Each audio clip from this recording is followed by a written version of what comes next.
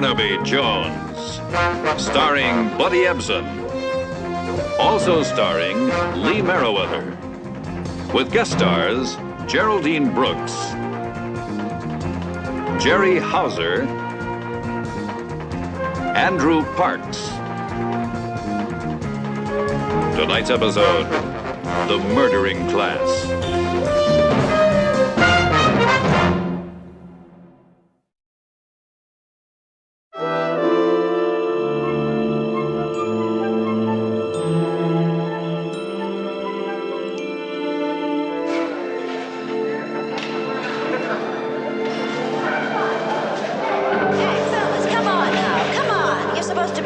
Stop horsing around. We'll never get finished in here.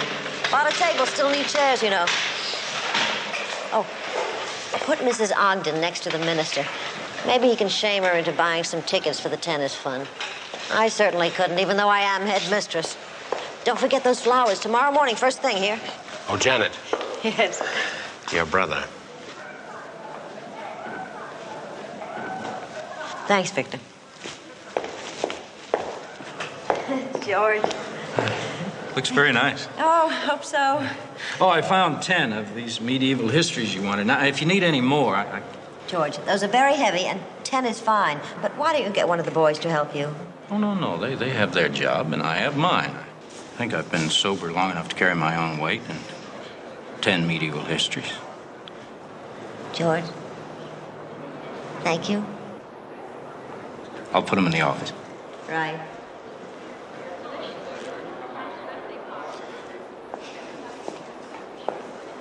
Ladies and gentlemen, I think we've done about all we can for tonight. And some of you have some midterm exams to study for. Thank you.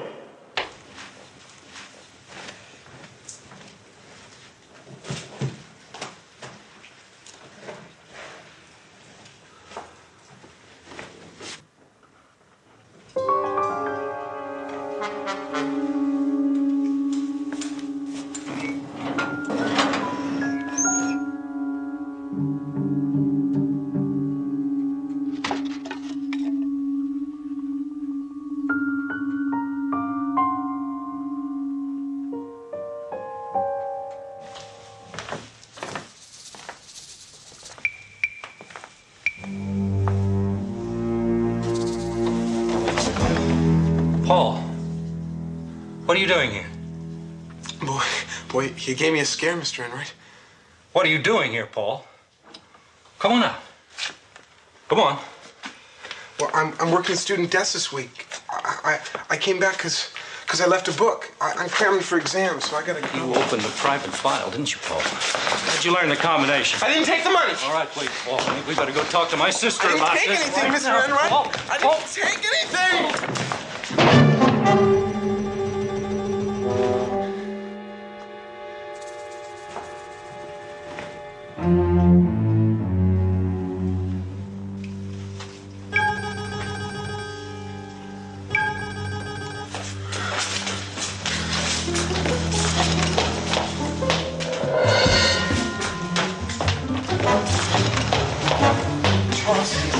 What's the rush? You got it, didn't you? Charles, listen, George Enright caught me at it. It's awful. We gotta get help. Haste makes waste, Paul. Now tell me again, without the emotional embellishment. I didn't mean to. Tell me, Paul, what's awful? I think I killed him. You think? Now, if you're ever going to be a newspaper man, always make sure of the facts. Come on. Back to the scene of the crime.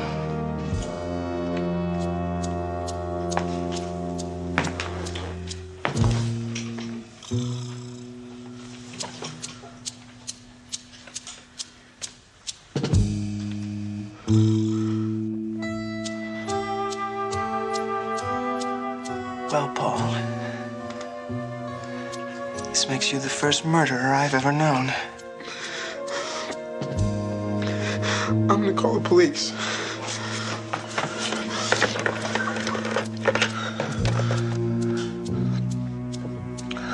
Operator?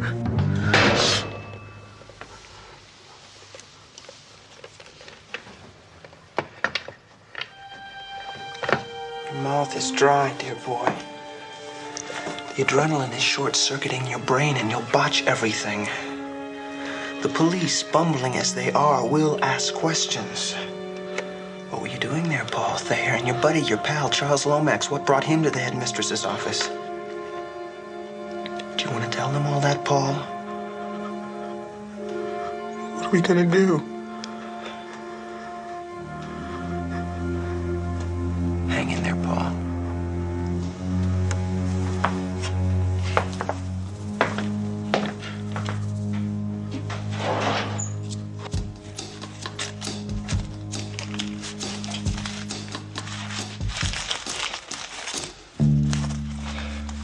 You take the head. I'll take the feet. Come on, Paul, he won't bite you.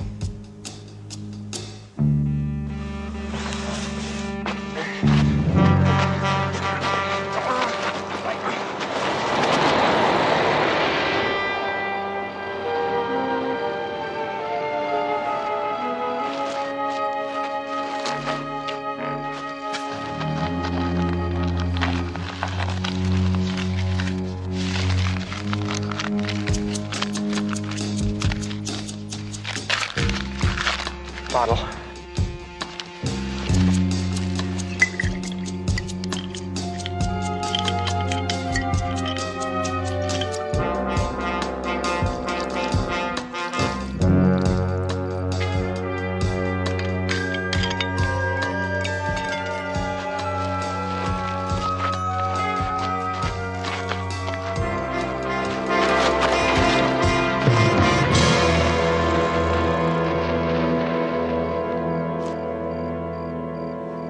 Let that be a lesson to you. That's what happens to alcoholics who can't stay away from their booze. They get into all kinds of terrible accidents. Sometimes fatal. And there shall be no night there, and they need no candle, neither light of the sun. For the Lord God giveth them light, and they shall reign forever and ever. And he said unto me, these sayings are faithful and true. And the Lord God of the holy prophet sent his angel to show unto his servants the things which must be true. Behold, I come quickly. Blessed is he that keepeth the sayings of the prophecy of this book. Amen.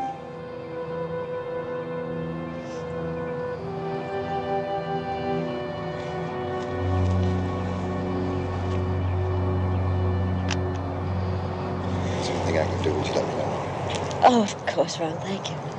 Thank you.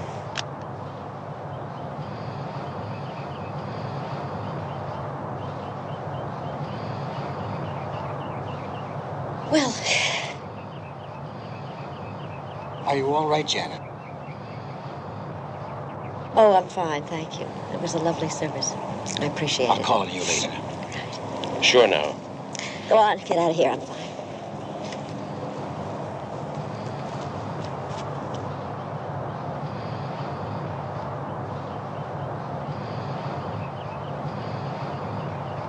Barnaby Jones? Yes, Miss Enright. You have my sympathy, Miss Enright. I didn't know if I should come now or... I'm glad you did. I want my brother's name cleared. Whatever it may cost. Well, since I was driving through town, I stopped and had a talk with Lieutenant Roth. And did he convince you that George stole that money? Well, let's say he made a good start. Mr. Jones, Lieutenant Roth didn't know my brother. I'd like to tell you about him.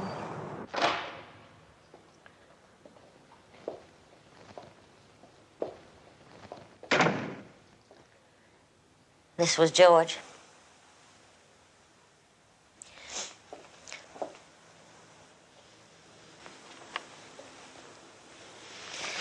He loved books.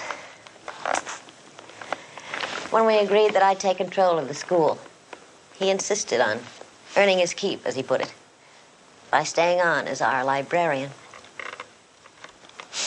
Am I right In your statement to the police, you said that your brother gave up drinking about 8 months ago. Yes, as soon as I'd officially taken over the school. I assumed that he just no longer needed whiskey as an escape from responsibility. What do you figure set him off drinking that night? I don't know how George got to the cliff. I don't know how the whiskey got on him. I don't know how the money from the tennis fund got into his pockets.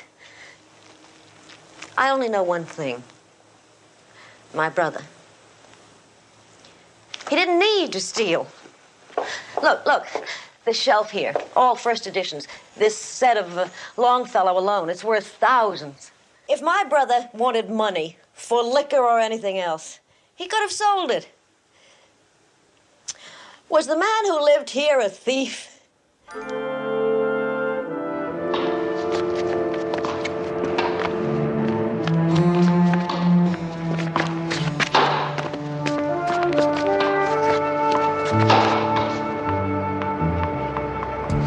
This is called doubles, Lomax.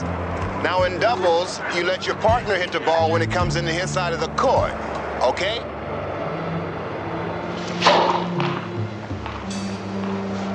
Oh, good Lord. Mid-year finals here all next week, and then the SATs, and then the University of California stuff. What difference does it make? You're gonna flunk them all anyway. Everything under control, Eddie? Paul? Yeah, no sweat, ma'am. Here, Mr. Cather, please. You take this booklet and you read it carefully at your leisure, and if you have any questions whatsoever, you don't hesitate to ask anyone in this office, okay? Well, Paul, we'll need to... Oh, Janet. I didn't think you'd be in today. Why, I can handle anything that comes up. I really want to, Victor. This is Mr. Jones. Mr. Jones, this is our college counselor, Victor Stern. How do you do, sir? How do you do, Mr. Stern? As you know, I wasn't satisfied with Lieutenant Roth's reports, and so I've asked Mr. Jones to come from Los Angeles to make some further investigations for me. If he needs anything, I know you'll give him all the help you can. Of course, Mr. Jones. Anything I can do. Thank you, Mr. Stern. Paul, I'll need 50 copies of this college requirement. Yes, sir. 50 copies right away.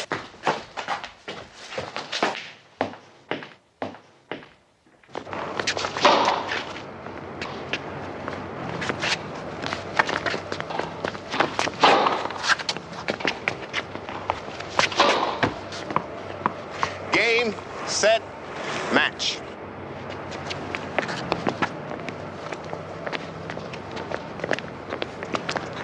Nice going, guys. Ross, I want to show you why that second serve of yours isn't working, okay? Lomax.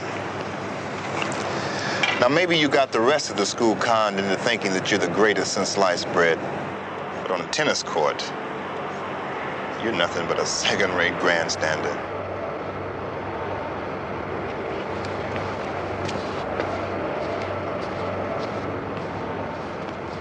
Lucky idiots, we can beat them any 4 out of 5 sets. Yeah, if you'd let your partner play, Lomax. When I draw a lousy partner, Whitney, I have to try to carry him. Big deal. Charles, I gotta talk to you. Only 1 autograph per customer, please. Did you hear that grandstander crack? Boy, you give a guy like Fannin a little authority and he turns into... Listen, we're in trouble. The official verdict was accidental death while intoxicated. Official. Yeah, well, you know that guy who came in late to the cemetery? He's a private detective from L.A. that Enright hired. How do you know? Because I keep my big ears open, that's how. He's up in her office right now going over the whole thing. I'm telling you, he's gonna find out. He won't have time to find out. Not if we handle it right.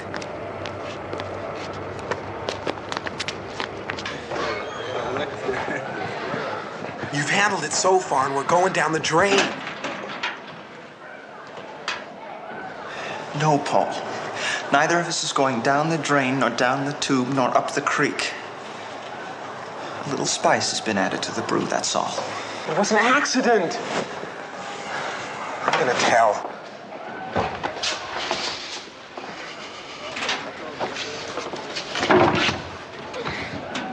You are not gonna burn yourself, and you are not gonna burn me. Do you understand? What are we gonna do? We have to make sure that our tall, straight, gray-haired private investigator from Lotus Land finds his criminal, don't we? And clears the blot from the Enright escutcheon. But how? We have to throw a little light on the in the woodpile.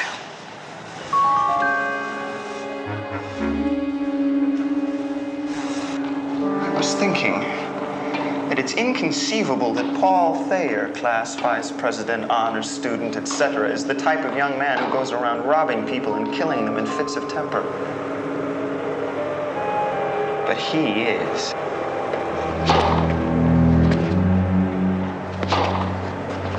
Full of psychological hang-ups, understandably uptight about his position. Yes. I'm afraid Mr. Fannin killed old George. Strong, powerful man with a hot temper. He's liable to do anything. Even murder.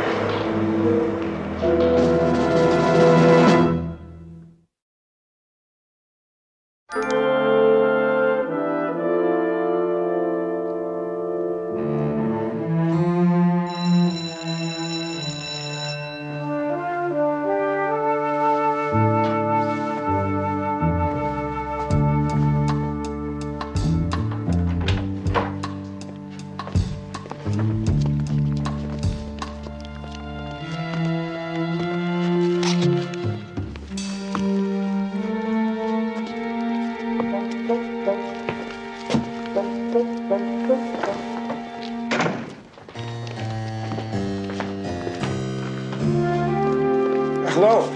Oh. Mr. Jones. I'm Paul Thayer. This is Charles Lomax. Oh, how do you do? How do you do, sir? Thayer? Lomax. Yeah, I've been reading about you.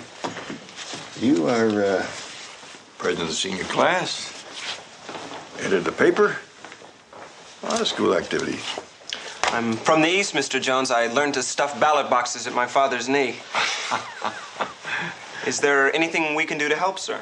Well, yeah, there might be, especially since you're on the paper. Any idea how this flash bulb got in the closet? I can't imagine, sir. Why, Paul, this is the size you use. You must have dropped it. Me? How could I have dropped Our layout on George Enright, remember? You took 3 or 4 shots up here. Oh, yeah. Yeah, sure. I guess it's mine. I'm always losing them, you know? Oh. Do you have any offices besides Los Angeles, Mr. Jones, working with other private investigators? You know, that's as good a loaded question as I ever heard. 3 pieces of information at 1 crack. Where did you hear that I was... Well, of course, all good newspaper men know what's going on around them, don't they? You are investigating Mr. Enright's murder, aren't you? The inquest didn't seem to find any reason for assuming murder. Did you discuss your theory with anyone else at the time of the inquest? No. Then I wasn't sure of my ground.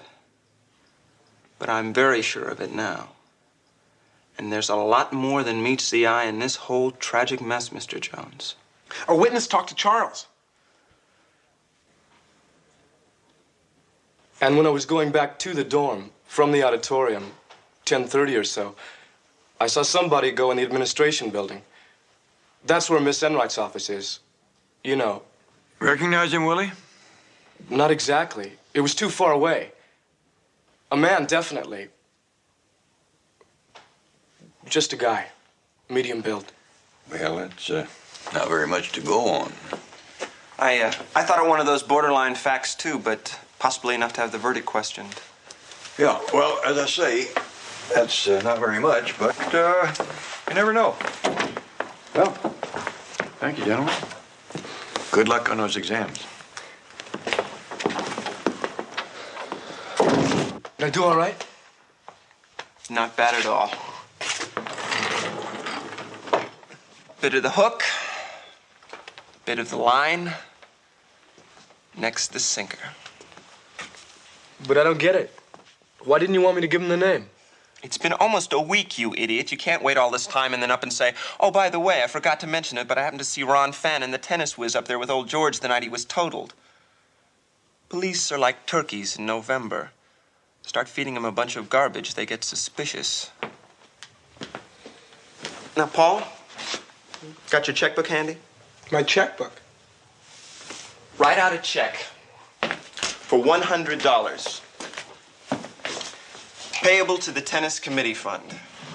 Let's see, today's the 17th. Old George died the 14th, dated 2 days before that, the 12th. What's the idea? Just do it, Paul.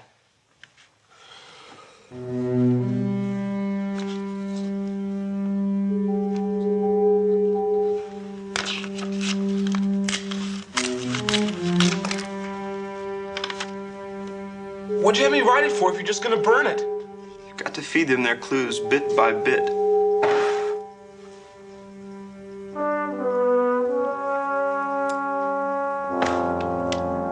That way they'll swallow it all.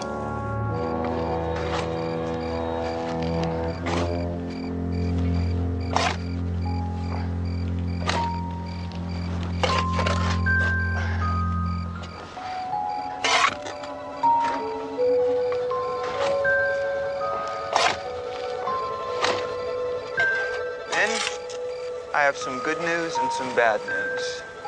First, the good news. You've dug far enough. Now the bad news. Open it.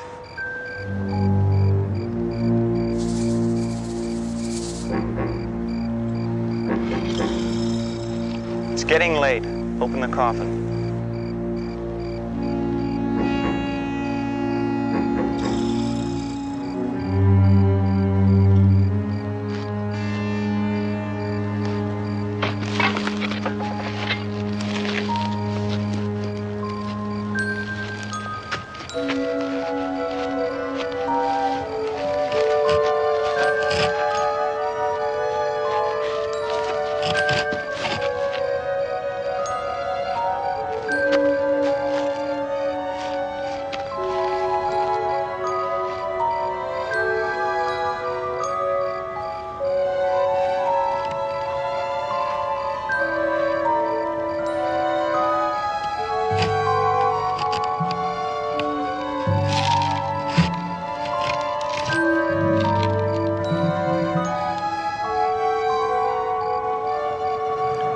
How about that, Paul? He's smiling at you. Who's gonna do it? Why, you. You're responsible for the poor man's demise. It's the least you can do.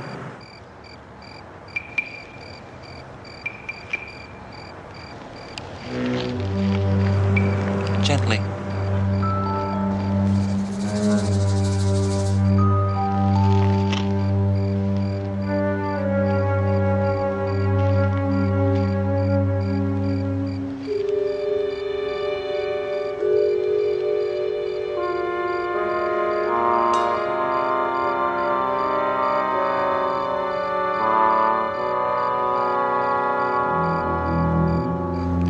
I think we're ready for the final touches. Mr. Fannin himself.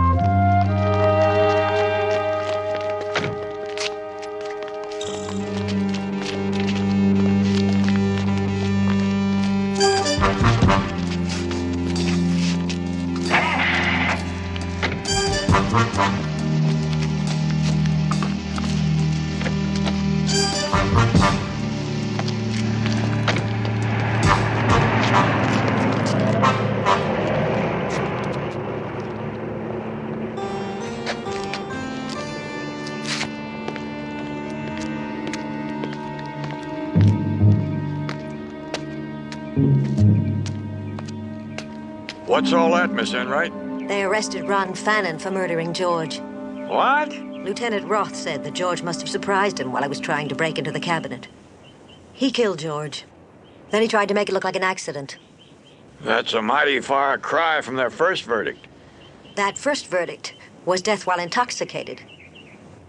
George couldn't have been drunk.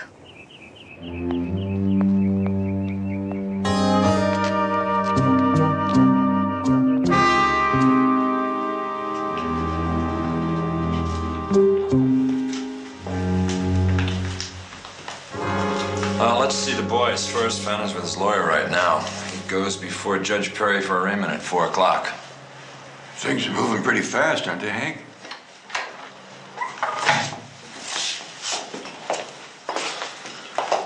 Hello, Mr. Jones. They bringing you in on this officially? I understand you three have had a busy day. Look, you understand why we couldn't bring everything to you first. Perfectly, but Lieutenant Roth and I aren't in competition for a prize. We're both in the same business. Yeah, same business, different pay. Lieutenant's been telling me that you boys been poking around down below the cliff and you came up with some new evidence. Charles found it near where they found the body. A Wimbledon button. I've heard of Wimbledon tennis, but what's a Wimbledon button? This, Barnaby. It's like an Olympic button. And this is his official Wimbledon blazer we found in his closet. Oh. Well, you were lucky to find it. Oh, yes, sir. We thought the police might have overlooked something when they searched the area originally. And we all know how understaffed this office is, so... So, with the button, plus what Grant here told us, I got a search warrant and it paid off. Made out by Paul Thayer to the tennis committee fund. We found it in a pile of ashes in Fannon's fireplace. I thought all the loot was on Enright. Well, when Fannin suddenly found himself mixed up in a murder, he planted everything on Enright to make it look like an accident. He overlooked that and burned it when he got home. Well, pretty dumb not to have made sure it burned completely. Well, maybe, but I'm not about to look a gift horse in the mouth, Barnaby. Especially if he's dumb enough to leave the murder weapon around. A weapon? Yeah, Hank. Looks like you got this whole thing wrapped up. Fannon's cellar. These hairs were stuck in a switch. They were caught there after he caved in Enright's skull, after Enright caught him stealing. The medical examiner confirmed, of course. They checked against those from the autopsy. The victim's hair, definitely. Well, looks like I've only got one question to ask you all. When is the hanging? Well, I don't need a private eye. I need a lawyer. I'm not looking for a fee, Mr. Fannin. I have permission to talk to you if you want to talk to me. How about it? You can't help me a bit. Somebody's got me in a box and they want to keep me here. No, I don't want to talk to you, Jones. Now, damn it, would you leave me alone? I know you're mad, Mr. Fannin. I don't blame you. But I just don't believe you're as stupid as Lieutenant Roth must think you are. The case they got against you is pretty convincing. If people want to believe you pulled a dozen dumb moves in the space of an hour.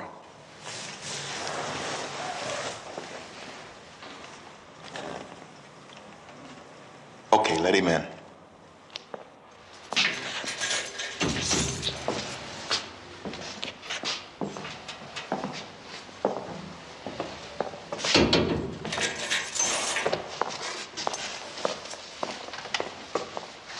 Now, what's in all this for you? Well, I got myself right in the middle of something I sure didn't expect. All of a sudden, funny questions started getting funny answers. I don't know quite how to explain this to you, but there's something sticking way inside of me here. I don't know if that's my craw or my gullet or what, but anyway, there's something sticking in there, and I want to get it unstuck, that's all. Yeah, well, I got a belly full of my own, too. Well, let's start spitting them out. Do you know what Roth is counting on, all of it? Well, there's the flashlight, there's Mr. Enright's hair, there's the blazer button, the tennis fund check, the fact that I knew that there was a couple of $1,000s in the safe. That's a pretty neat package. Yeah, but to begin with, I don't even know the combination. The beauty of circumstantial evidence is that nobody has to prove how you got into the filing cabinet, only that it's obvious you did. That's about as logical as Willie Grand saying he saw someone who looked like Mr. Fannin about the time that Mr. Enright was killed. And what do you say to that? When our death was supposed to have been about 10:30, right? Give or take a few minutes. Did you ask Janet Enright where she was about then? What? She's my alibi, Mr. Jones. She was with me. Ask your client. I've been telling George that he can rest easy now. He's been exonerated. An arrest isn't exactly a conviction, you know.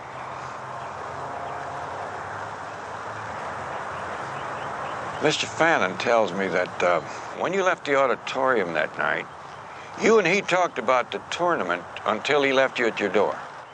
It's true. And you left a little after 10 o'clock. No, I think so. Well, it's about 15 minutes from the auditorium to Wyndham House. I walked it today. And another 15 minutes back to the administration building. Let's say a few minutes for talk. That's about 45 minutes, right? Mr. Jones, the authorities have gone into all of this. They have proof of what Mr. Fannin did. It's not proof if Mr. Fannin couldn't be there. Now, I'm practically convinced that he couldn't have taken you to your door, gotten back to your offices, gotten up and struggled with your brother, and had death occur at the time the coroner said it did. I'm sorry, but it's really out of my hands. And I must go. Miss Enright, very little honor will accrue to your brother's name if it's done at the expense of an innocent man. Of course not. But how can anyone be sure of how long we were talking, or of how fast we walked? You brought up time and the clock. No one has suggested that Mr. Fannin, who is an athlete, might well have run back across campus. If you run to a place you intend to rob, witnesses are inclined to remember it.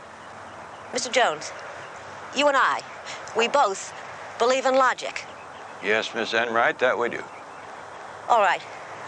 What motive could there have been for this crime, except money?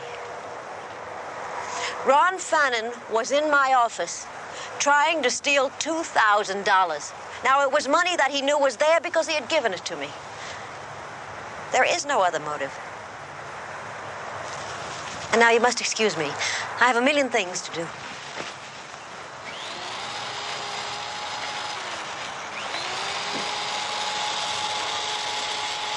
Good afternoon.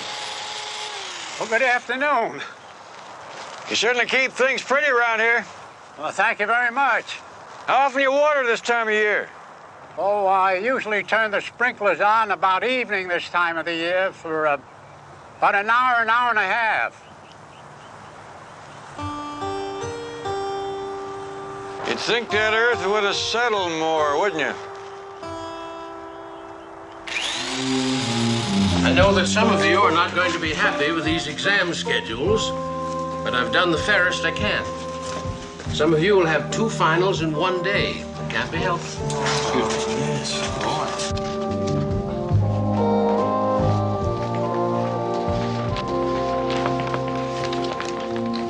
Good afternoon, sir. Good afternoon. Good afternoon, Mr. Stern. That was quite a job of detective work you young fellows did. Oh, well, Charles deserves all the credit, sir. No, it was a real collaboration. Like a copy of the Gazette, Mr. Jones? Thank you. Is Miss Enright expecting you, Mr. Jones? Well, I'd like to talk to her if she isn't too busy. Janet, Mr. Jones is in the outer office. How's the case coming? Oh, Judge Perry has set Monday for the preliminary hearing. No bail. Mr. Jones.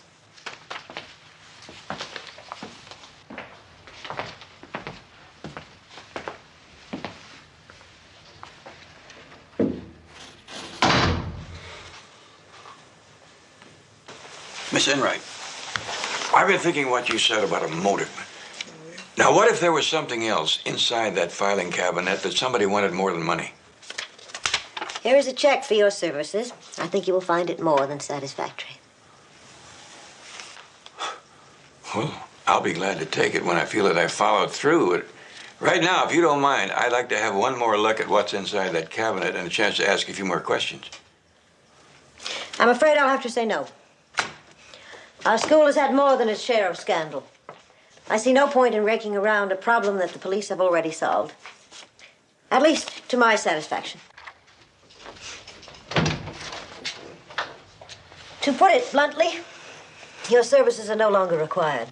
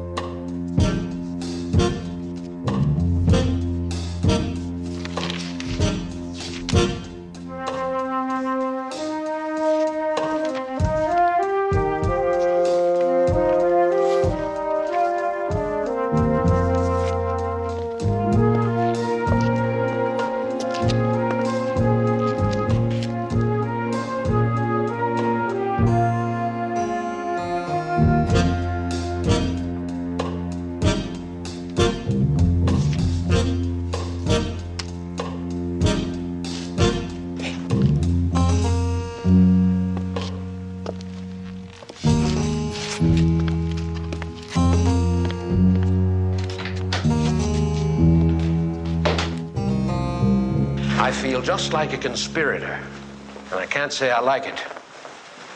Let's go in here.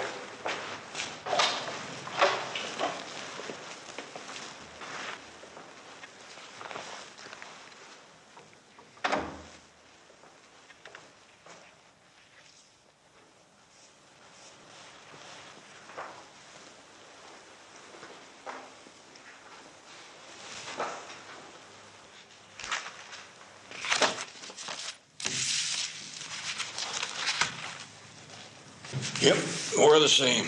All three of them. Charles Lomax, Paul Thayer, William Grant. All came to Enright with poor or failing grades.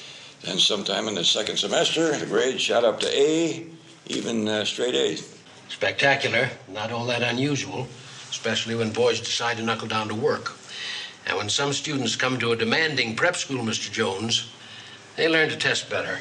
Or when they happen to know the answers to the exams beforehand. I thought it would shock you when I said that. I don't know what you're getting at. All these final exams, questions and answers, were they always kept in that one filing cabinet with the combination lock? Yes, as long as I've been. Then it wasn't the money the thief was after. It was the answer to the exam questions. Mm-hmm. And you think somebody beside Mr. Fannin was the one? That would explain a lot. Cheating during an exam is one thing. It's bad enough, but I can't believe this, Mr. Jones. How much longer are these exams going to last today? What? Oh, 25 minutes. This is the last one. And when will they know the result? They're tabbed by computer. They'll be posted on the bulletin boards by 4:30. Shh.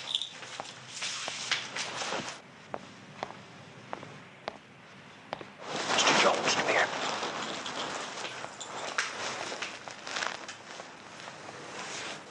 I must get back, and you shouldn't be here either. One more favor. It's important. I want you to fail Charles Lomax and Willie Grant, but not Paul Thayer. Why, I have no right to tamper with any grades. Their entire futures depend on these tests. Maybe Ron Fannin's does too. What good would it do? Suppose one made the usual 95, 98 on the test, but the other two didn't. Then it would be obvious that the guy that made the high grades had pulled a fast one on his buddies. And if that happens, we might see some fireworks. Charles is the ringleader, Mr. Jones. Shouldn't he be the one to get the best marks? No. He's the ringleader, as you say, because he's smart enough not to do the dirty work. He gets stooges to do that. And Paul Thayer is exactly the type that Charles would pick. Hey, I passed! Way to go! How are you supposed to remember all those dumb dates? I thought you'd be gone by now, Mr. Jones. If I'm trespassing, I apologize. But as I told you, I wanted to get to the bottom of this. Get at the truth is what I said. And I would certainly think you would, too. Yes, you told me what you assume. I'd like to know how you expect to prove it. Out of the mouths of babes, I hope.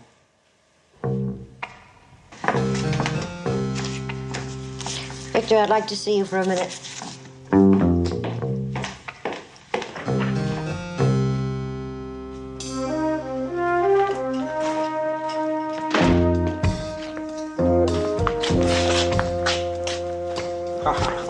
How did you do, fellas? We aced it. 2 98s and a 99.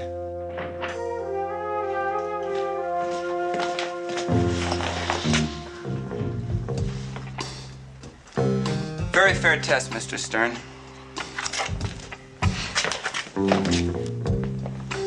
I'm sorry, Mr. Jones.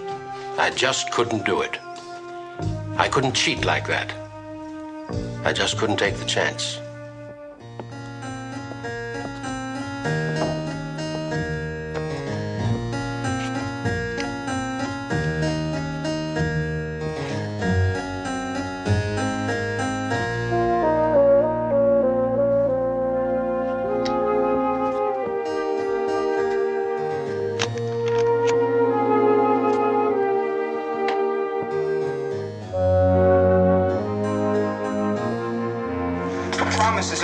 Willie. Yeah, no kidding. Hey, you know, with finals like these, we can get in any college we want. We gonna make it Stanford? I was promised a smashing Italian convertible, and I certainly can't ride around with the top down all year at Harvard. How are you riding around on that road down by the cliff where George Enright's body was found? Miss Enright told all of us on student desk duty you didn't have permission to be on school property, Mr. Jones. Want to call a cop? Actually, we all have something to do, and... You have nowhere to go, Paul. Thanks, Lomax. I like your style. You see a problem, you want to meet it head on. You know, I love the old philosopher, aw shucks bit you use on people, Jones. But why don't we get down to the nitty-gritty? Suits me fine, except that this doesn't exactly concern you that personally, Lomax. I wanted to talk to Thayer here, but you can go if you want. No! I mean, well, why not? You're all for one for all anyway, aren't you? This is just yours, Paul, and I don't see how anyone else could even know about it. It's a photostatic copy of your check that was found in Fannon's fireplace, with numbered 1007, written on the 12th. That's 2 days before Mr. Enright died. I can't figure how come 3 days later, on the 15th, you wrote 2 checks, one numbered 1006 and one 1005. Earlier numbers. Something fishy about the date. Well, it could happen. I mean, if I wrote it out of order, it could happen. But you didn't write them out of order, did you, Paul? You dated it 3 days before you wrote it, didn't you? Yes. His bank wouldn't give out that kind of information. What did you do, Jones? Bribe some stupid clerk? No, I just took a shot in the dark. And Paul gave me the answer.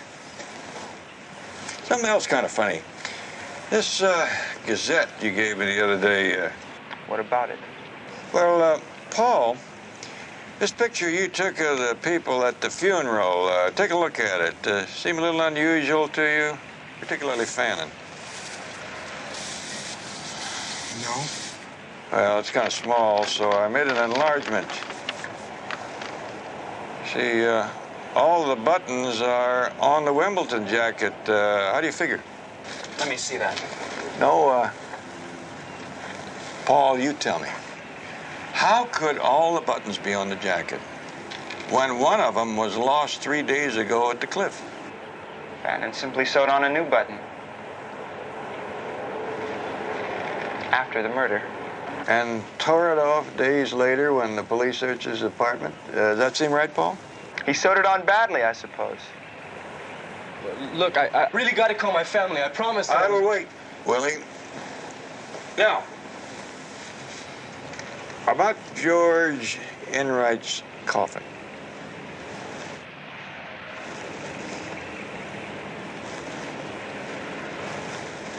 The people at the cemetery are absolutely mystified. They can't figure how bits of earth got inside the coffin. You see, it was sealed at the funeral home. Yesterday, I got a court order to dig it up, and we found dirt.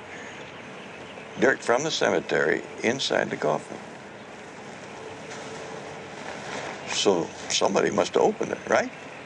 Opened it after the burial. How could anybody do that? Have you got any ideas, Paul? I don't know. Come on, tell us what really happened, Paul. Please, Mr. Jones, it was an accident that night. Keep your mouth shut, you stupid idiot. Please, you got to believe me. I didn't mean to kill him. It was an accident. I told you we should call the police. I told you should have let me.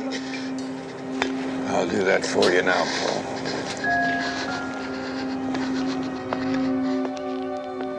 Can't you take the pressure? Can't you keep any cool at all? Everything was working perfect. Everything has worked perfect for years, damn it.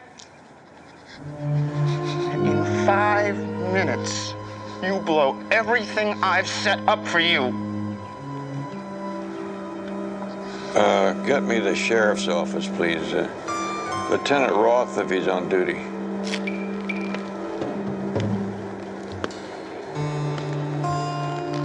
Yeah, me. Damn it, me. They'd be nowhere without me. You know who figured out how to get those examinations? I did. 3 years ago. I broke that combination. You know how? I used my brain. I figured it out. You know, I knew that it'd have to be something simple. Something right in front of everyone's nose. Janet Enright's birthday. June 18th, 1932. 6/18/1932. She's not 38 like she tells everyone. She's 40 years old. Born in 1932. 6/18/1932. And you ruined everything.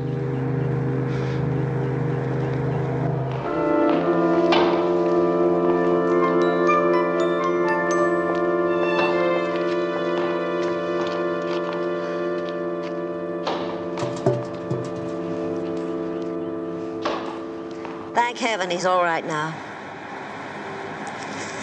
I was so anxious to clear my brother that I let myself be blind to everything and everyone. And those boys. Where did I go wrong? Where do we all go wrong? Find problems like this in the slums of the ghetto, you're not surprised, but... It happens in the best of families.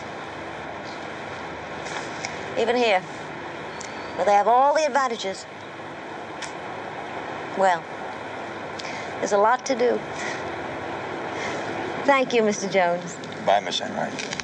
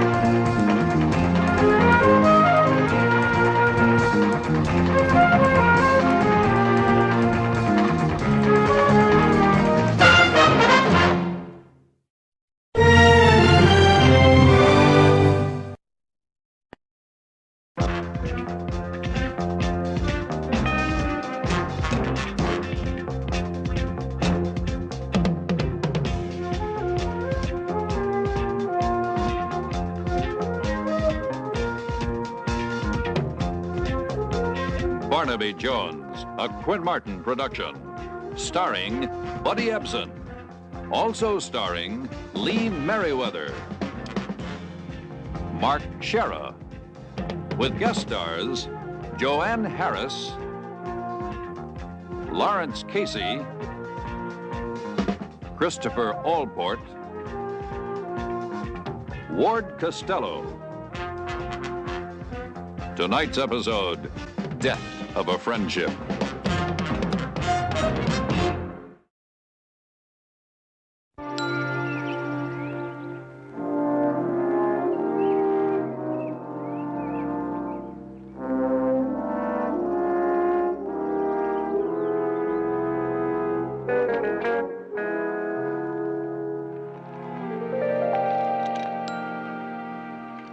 You know, it's getting awfully late. Don't you think you ought to change for dinner? You hungry?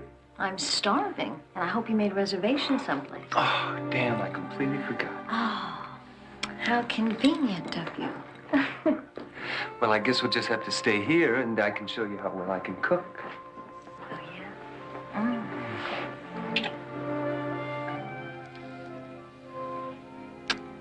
You know, I've been thinking. Uh-oh. Liberated lady, huh? Uh-huh. I'm just full of surprises. Oh, that's nice. Surprise me some more. What if I said I think it's time that you wrote me down in your, I don't know, what would you call it, your Book of Conquests? Book of Conquests? That's kind of a starchy way to put it, isn't it? Well, I could have called it something else. But me mom raised a very refined lady. Your father may not think so, but she did. Let's get two things straight, Ellie. First, I don't have any conquests that I would want to write a book about. Oh, you liar. And two, my father likes you. He really does.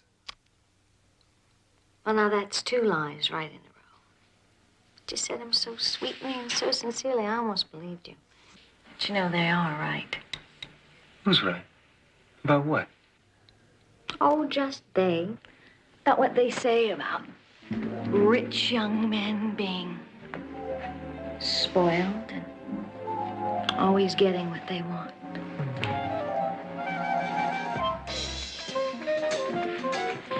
Where are you going? For a swim, what'd you think?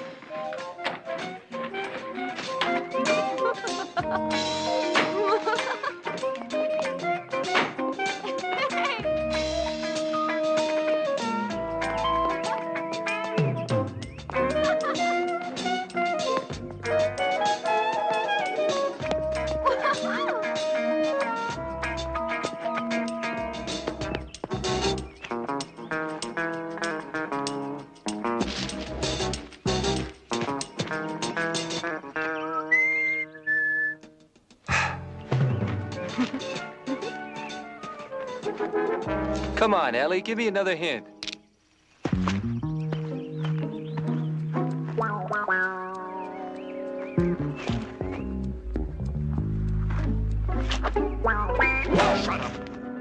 Who do exactly what I tell you. Look, if you want money, I got money. I got some money. Shut up. Well, Or you get it right here. That way. Move it.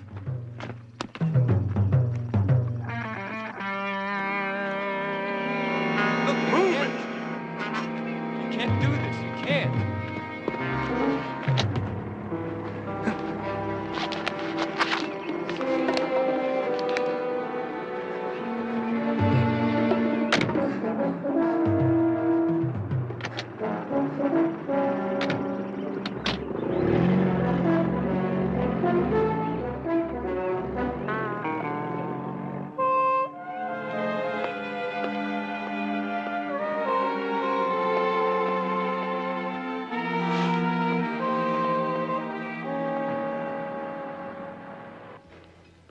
How was the lobster? Pure ambrosia. Oh, but can we really afford it? Of course we can. Never mind. Oh, Paul, do you realize how long it's been since we've come to a place like this? I mean, when it hasn't been an anniversary or something like that. Too long. But you know what it's been like. Oh, I know, darling. You've been working so hard lately. Let's not talk about work. Okay. Oh. Better times. Mr. Craig, telephone? Oh, no. You didn't give the boss this number, too, did you? It's probably nothing.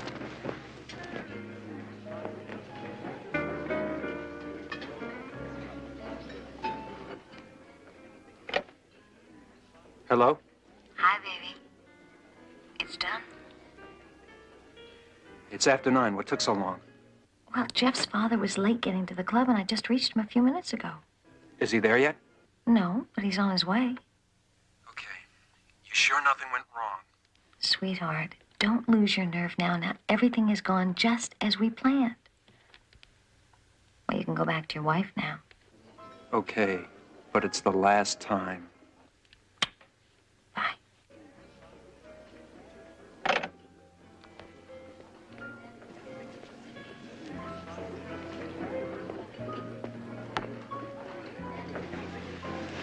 It's nothing.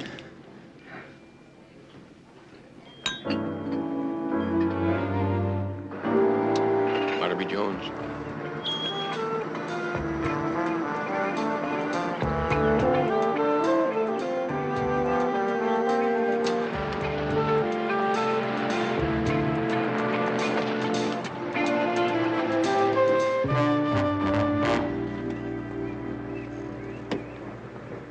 This way, please.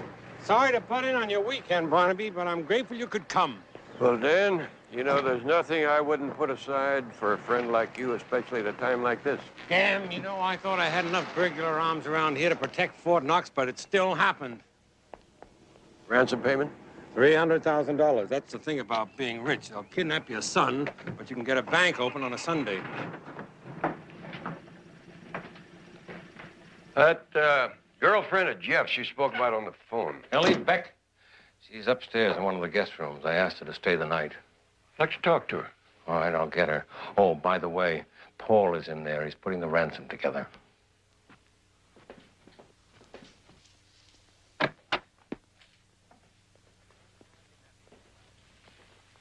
No, we didn't have to get you out here.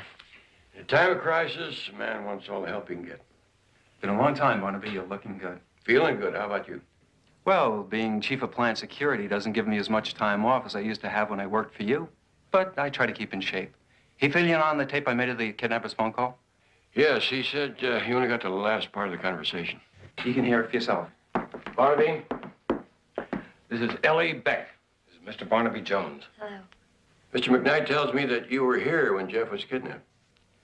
Yes. Well, I went out for a swim, and the next thing I knew, Jeff was getting in a car with this man. I understand you were some distance away. How did you know it was a man? Well, it was a man who called later, so, I guess I just assumed. That's a natural assumption, but there could have been more than one person involved. The first phone call came in last night at 10:45, just before I got here. This is the second call. It came in at 8:04 this morning. Hello? You got the money? It's on the way. Okay. You gonna make the drop? No, a close friend. His name is Paul. I'm Paul. I want to know that Jeff is all right. Paul, it's Jeff. I'm okay. Tell Dad that... Satisfied? Now remember, if you show up with the cops, you better also bring a coffin. Dan, I still think you ought to bring the police in on this. Barnaby, he's my son, and it's my money.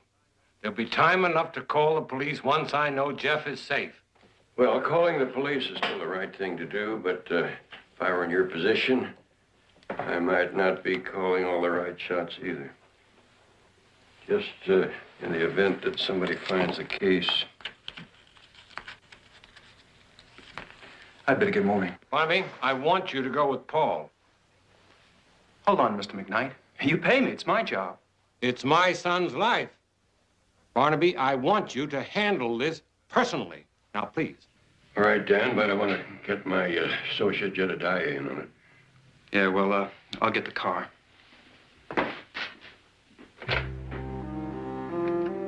I think that Paul feels you don't have full confidence in him. Barnaby, Jeff is all I've got. I can't afford the luxury of being fair. Betty, let me talk to Jedediah.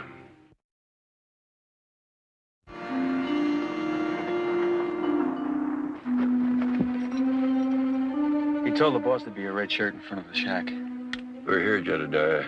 It's a shack about 50 yards up the north side of the hill. Yeah, Barnaby, I see it. About 150 yards east of you. Almost on a level with the shack. Stay loose in case this whole thing comes unglued. Well, they picked a good spot. It'd take a battalion of police to seal off this area. Listen to me, Barnaby. I know as far as the boss is concerned, I'm just a glorified night watchman. But this is my show. I'm going up there. Paul, you worked for me, what, 4, 5 years? So you know this isn't a case of ego. But when I take a job, it's my responsibility. Then let's look at it strictly as professionals. I spoke to that creep up there on the phone. If somebody else turns up out of the blue, he might get edgy, trigger happy. Another thing, what happens if this whole deal is a scam set up by somebody Jeff knows? Somebody I might recognize. Point's well taken. Okay, but don't you get trigger happy. Getting everybody out of here in one piece is all that matters right now. Right, that's why I'm going in empty.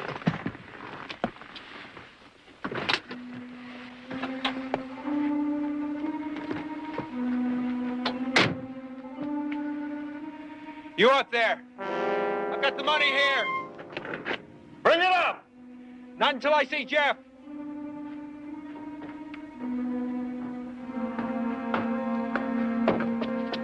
See? Got a scratch on him.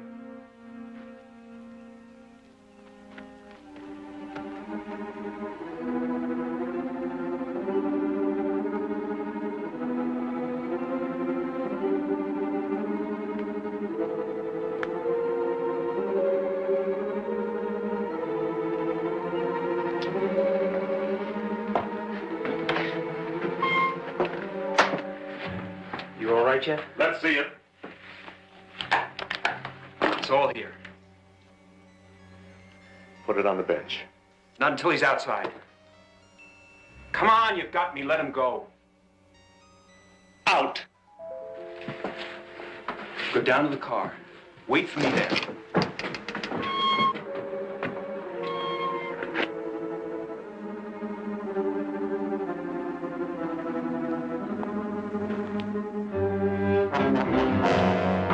Did it, Paul. We pulled it. And they're not going to be able to trace any of it, Ed. We're home free. Look at that. There's enough here for all of us. Hey, Paul, you better get back down there before they start.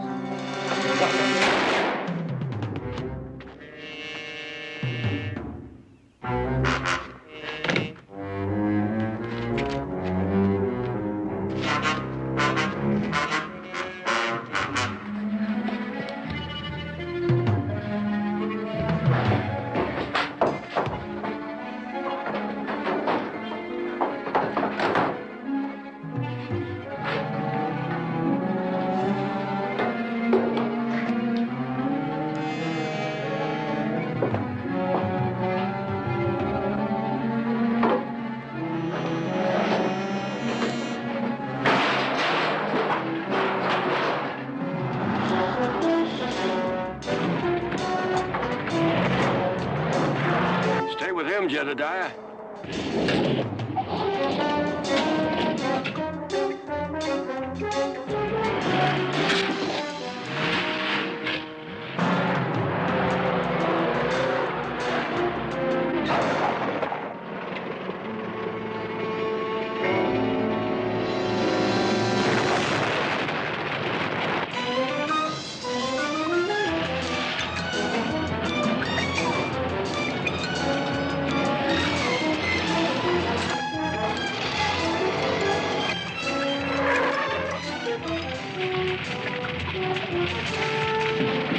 All right.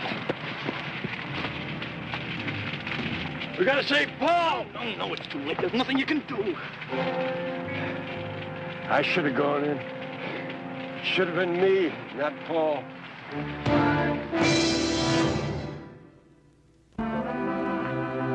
That policeman finished with his questions? Just about. Oh, Jeff, this has been such a nightmare for you. For all of us, I guess.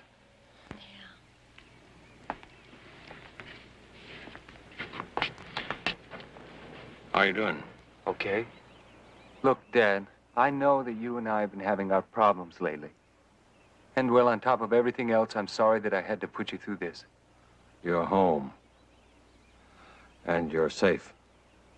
Any problems we have will straighten themselves out.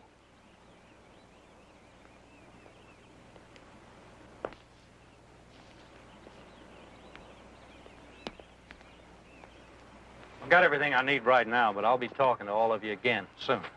Anytime you want, Lieutenant. Paul Craig might still be alive if you'd taken Barnaby's advice and called us in earlier. By the same token, it could have been Jeff who was killed.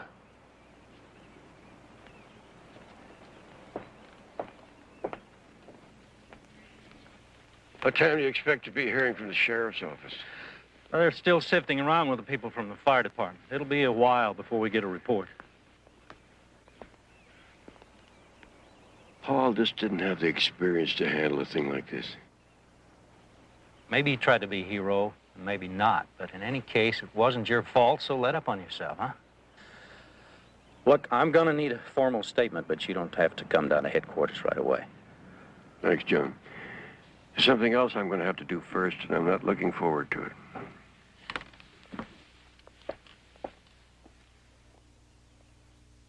Oh, Barnaby. I love him so much. I know, Joe. And he was so fond of you.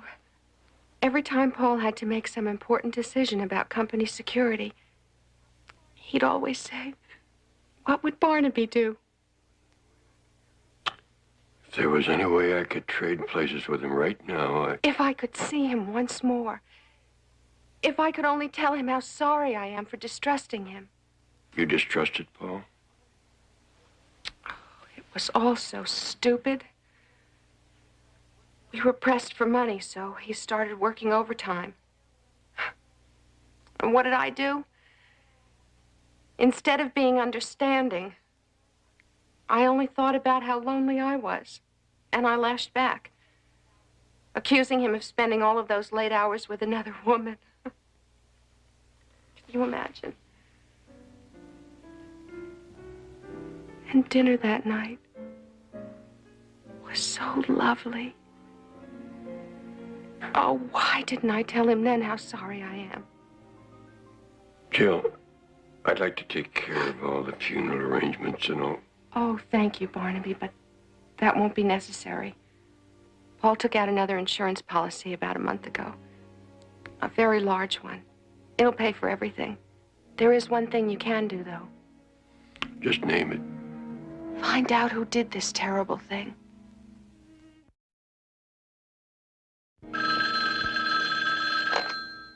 Yes? Hi, baby. It's me. Where have you been? I've been waiting for your call. Well, I'm sorry. It's just Jeff insisted that I stay at the house, and this is the first chance I've had to get out. Now, did you call the contact about the new passport photos? As soon as my hair's done. Everything all right on your end?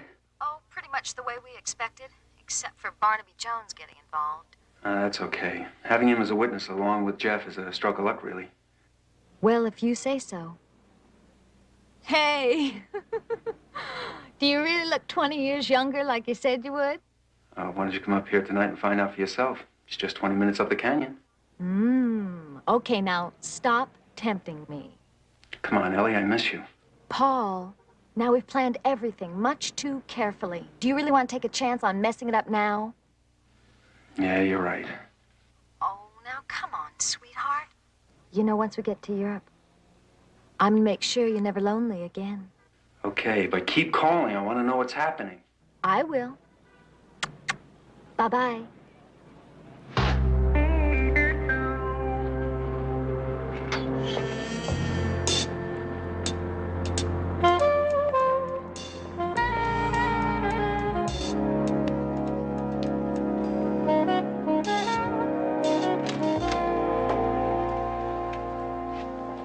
Give yourself a break, Barnaby.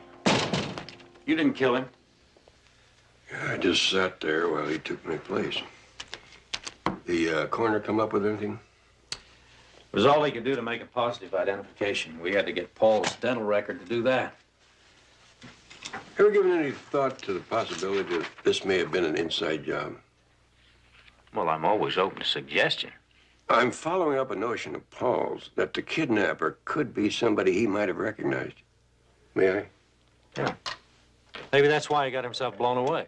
I've been over checking the gate at McKnight's. Whoever it was took Jeff through. Didn't even make a scratch on the security lock mechanism. Hello, this is Barnaby Jones. I'd like to talk to Jeff. You check out the servants? They've been with the family for years. Jeff, in your statement to Lieutenant Biddle, you said that the kidnapper did not get out of the car until you got to the place where you were held. That shack, right. Well, what about going through the front gate?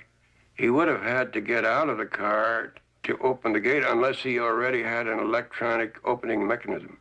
Well, like I said, he put some kind of blacked-out goggles on me. Couldn't see a thing. But no, I don't remember him ever getting out of the car. One other thing, when he took the goggles off of you, did you get a look at the gun he was carrying? Did I ever? More like a cannon. You know, one of those Magnum 38s. Are you sure? Positive. Thanks, Jeff. All right, Barnaby, I know you. You're onto something. No more than 50, 60 grains, wouldn't you say? More like a 22, 25 caliber. Pretty bad fire. Could have melted down some. Couldn't have melted much, embedded in the body the way the medical report said. Magnum would have gone clear through.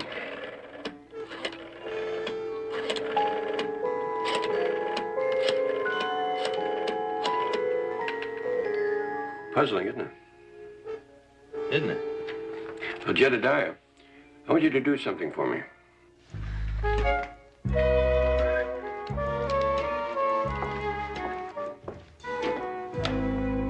My, don't we look serious? Hi, Ellie. Hi.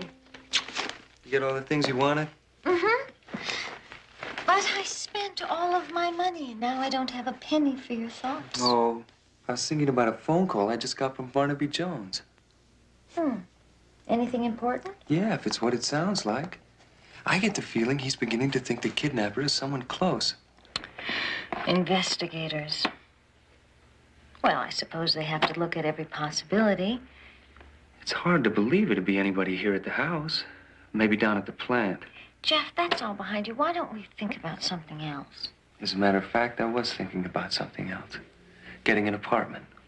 Moving away from your father? Oh, he's not going to like that. I know, and it's going to be even tougher to break away after everything that's happened. But I thought if I could talk to him and make him understand... Jeff, he's never going to understand. You're all he's got. He'll cut you off. And let me tell you something. It's awful cold out there when you're just scrounging around for enough money to pay the rent. I know. We get by. I know we can. We? Yeah, that's what I'm talking about. You and me with a place of our own. Jeff, you know how I feel about you, but I'm not interested in that kind of arrangement. Well, I thought maybe, you know, if it worked out. Jeff, let's stop kidding ourselves. Let's talk about what is. Now, your father tolerates me, but he doesn't like me. And since it's always going to depend on his approval, why don't we just leave things the way they are, huh?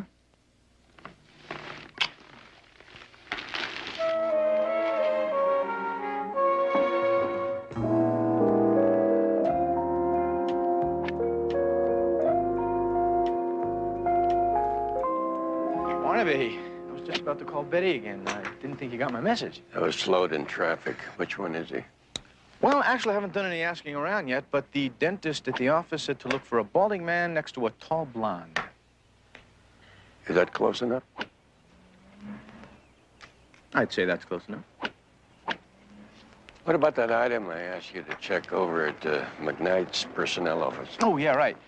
Well, of all the security people who worked for McKnight Industries, just 3 of them have left in the past few months. Get anything from the file? Actually, it's what I didn't get that's more interesting, Barnaby. One of the files is unexplainably missing. Belonged to a guy named Ed Wilson. No, just relax. Good work, Jedediah. Bring it back like that. Dr. Prideman? Yes. Yes, who are you? My name is Barnaby Jones. I'm a private investigator at Jedediah Jones. Oh, my God. Well, this is Sandra, my dental technician. We're just out for a little innocent exercise. It's good for the heart, you know. I've been having a little trouble lately. Yes, a little exercise in moderation is good for keeping the heart going. I wanted to ask you something about an old patient of yours, Paul Craig. Oh, a patient? Oh. Well, who is Paul Craig? Don't you remember? He was the one that was killed. I had to give the police his dental records this morning. Oh, that Paul Craig, yes, but I'm sorry I don't remember. Names, faces, it's terrible with me. I remember Mr. Craig very well. Kind of cute with a mustache. Mustache? He was my first root canal. Root canal? You sure? Oh, now I remember. Mustaches, lower right bicuspid, the one you said was so good looking.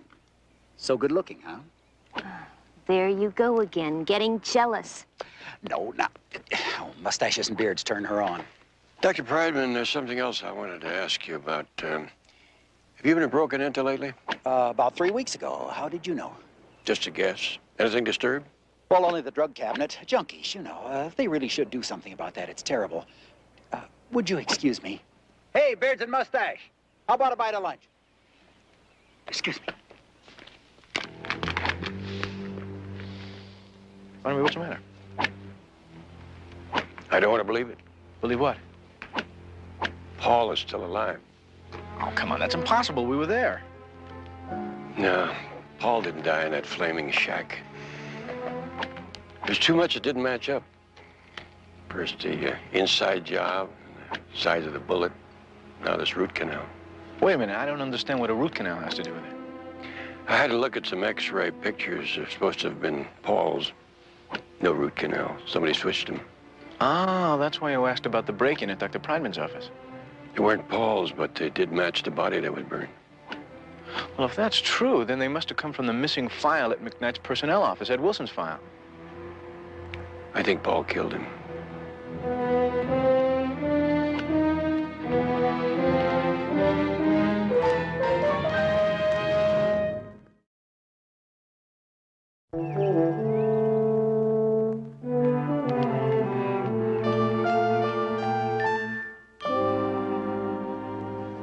Nice view. Like they say, on a clear day, you can see the Catalina. Beyond that, China. I understand when you were about 12, you tried to swim there once. How far'd you get? Not very far. I got caught in a riptide. Almost drowned. Is that why you don't like swimming anymore? My father tell you that, too? Yes, and I was wondering, you and Ellie came out for a swim just before you were kidnapped. Not me. Ellie. She loves swimming. She's a very pretty girl. She from around here? Down at the beach. She took one of those little bungalows about a month ago. Then you haven't known each other very long. Long enough to know that she's a wonderful person. Fun to be with. And on top of that, a very talented artist. Painter? No, jewelry. See? Ellie designed that? And made it, too. There she was, selling this stuff out of a cardboard box near the place where we keep our boat. Well, I can see you've found yourself quite a girl. I wish I could convince my father of that. Just because he once got burned by a woman who was after his money, he thinks that they all are. Yes, fathers are sometimes overprotective, thick-headed, and thoroughly unreasonable. But when you get to be a father, you'll probably call it love. See you later. Mr. Hi, Ellie. Jones? Oh, now, what were you two talking about? Oh, mostly about you. Sure I can't get you anything else? I have some cold roast beef my neighbors brought in. Oh, no, thank you, Jill. This will do me just fine. You said there was reason to suspect that it was an inside job. Are you saying that Paul knew the man who killed him? Well, right now, there are a lot of unanswered questions that I am attempting to piece together. That's the reason I have to know what Paul has been into for the last few months. Any new friends he may have made that you can think of? I don't know how I can help you there. Our life was pretty much routine. Jill, when you said that you suspected Paul was seeing another woman... Barnaby, I told you I was just being stupid. I know, but at the time and now, I seem to sense that there might be some truth in this. Some more cookies? No, thank you. Jill, you can throw me out of here anytime you want to, but I think it's important that we determine whether Paul was involved with someone. No, Barnaby, I honestly don't know. I will admit, though, I really did suspect it. Just because he took to coming home late, or were there other reasons? That and the change that seemed to come over him. His coldness towards me. Starting to wear his hair longer. Buying mod jewelry, new clothes. Mod jewelry? Oh, you know, gold bracelets, necklaces, all the younger men are wearing. I mean, we really didn't have the money for that kind of thing. There was only a signet ring and a watch found in the fire. Is there any of this other jewelry around? Yeah, on the dresser. I'll go get it.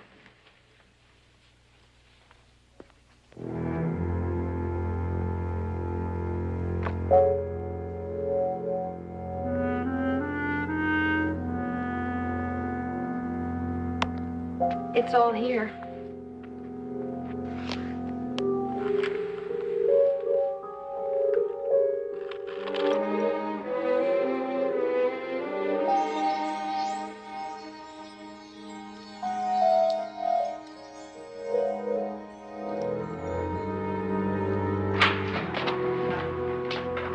I know, yeah.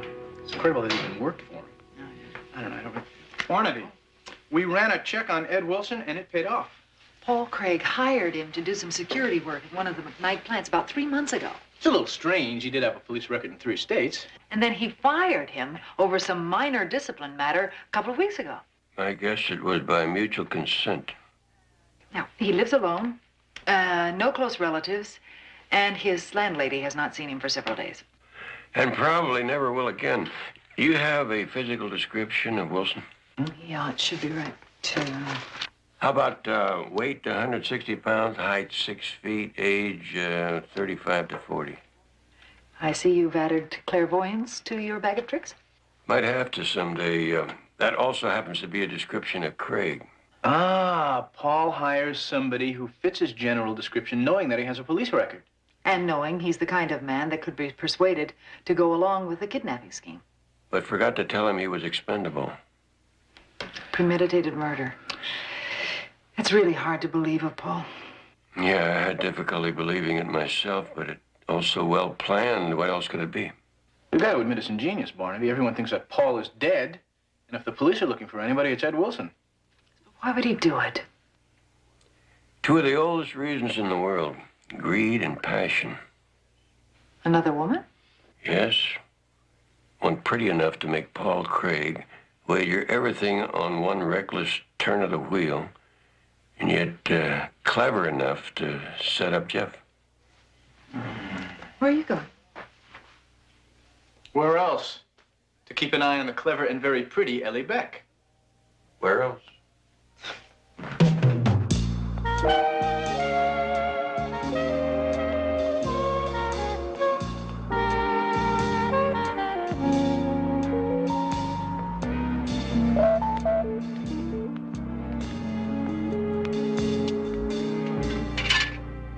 Paul, I don't like it. He's asking too many questions. What kind of questions? About me. Look, I don't know what he's up to, but Jeff says he suspects someone who used to work for his father. That'd be Wilson, I think. Then why is he still poking around? Barnaby's a very thorough professional. Let me think. Maybe we should just take the money and leave tonight. Paul, you don't have your passport yet. Look, we have come too far and we have planned this thing too thoroughly to let anyone stand in our way. Now, no one has any evidence against us. It's only Barnaby's suspicion. Paul, you know what we have to do. Barnaby? He's a friend. Well, what about me? What about us? All right. I'll take care of it. All right. Bye.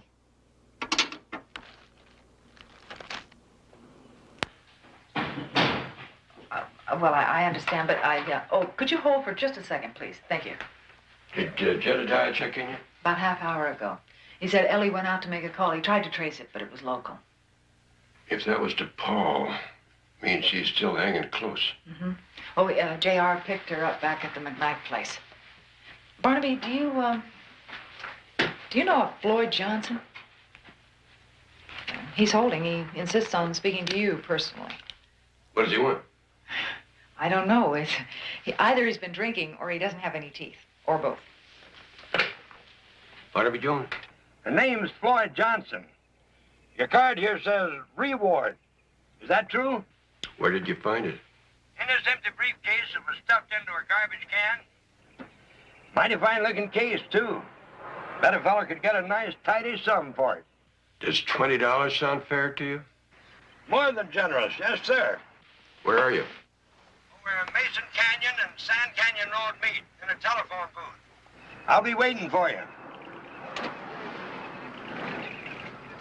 I did like you told me, right? You did real good. It's going to be a great practical joke. Here's 40. Gee, thanks, mister. Don't drink it all in one place.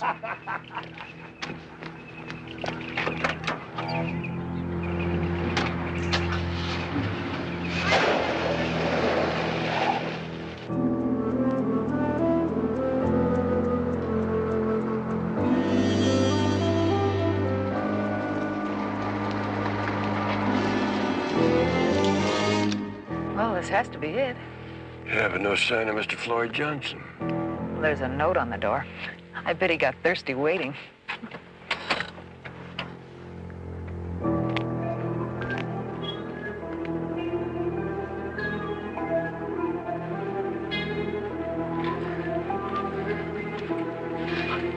Eddie, get back.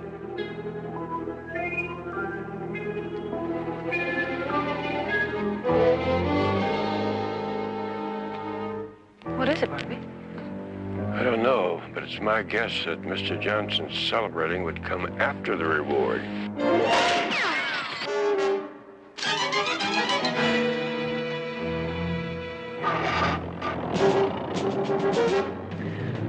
Oh, good grief. My knees are like rubber. Barnaby, that had to be Paul. He must be getting desperate to try a thing like this.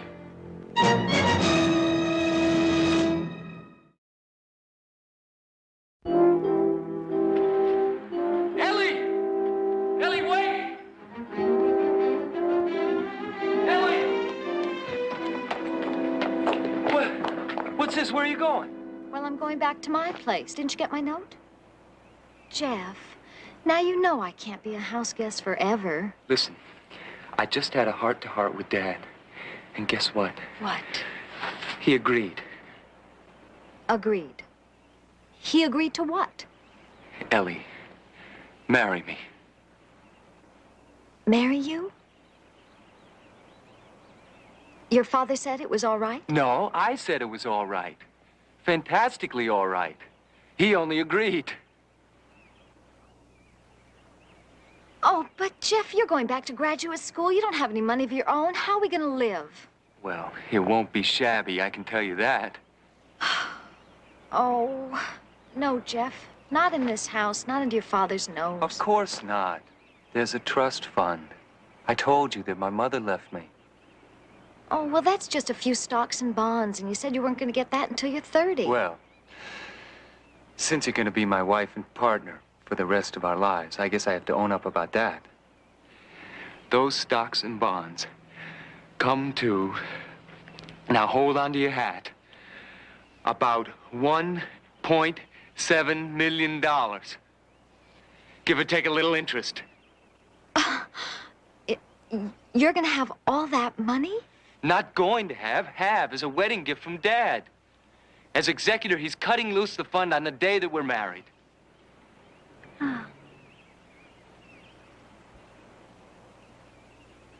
Oh.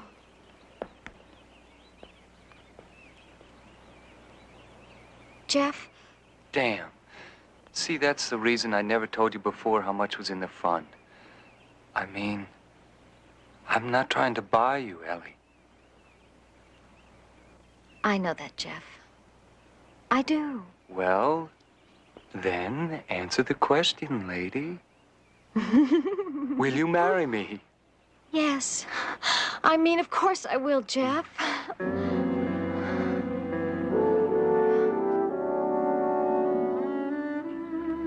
When he learns the truth about why I went along with this Barnaby, it's gonna tear him up. I just hope he doesn't hate me. From what I already know about you and about him, I think you already know the answer to that one.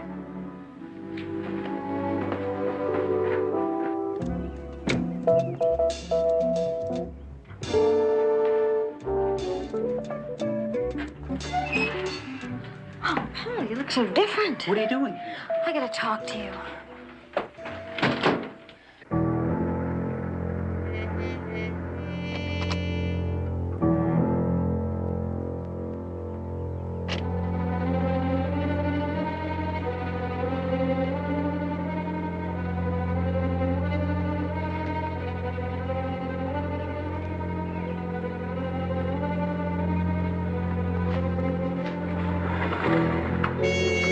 Well, this is it.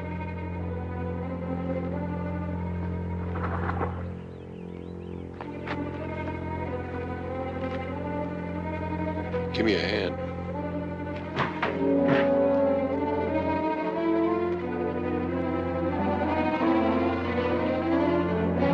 Wait a minute, run that by me again.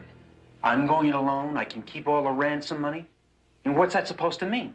Don't you see? It's a beautiful deal for both of us. You get to keep the money, and I get Jeff. What do you mean, you and Jeff? Well, I'm gonna have to marry him. That way, I get his trust fund, and when the old man dies, everything. What about us? I did this all for us because you said you loved me and I loved you. Paul, I do love you. I'll always love you, but things change. This is crazy. I would have called it practical. I gave up everything. My wife, my home, everything for you. I'm leaving. No, Ellie. You're mine. And that's the way it's going to be. I'm going to kill Jeff to keep you. Understand? Yes, I do understand. I thought you were going to be more reasonable. I'd see that's impossible. Ellie, put the gun down. Why? Paul Craig died in that fire. And when Ed Wilson is dead, I'm going to have nothing more to worry about. Take it easy. I don't think you're going to have to worry about being late for the wedding.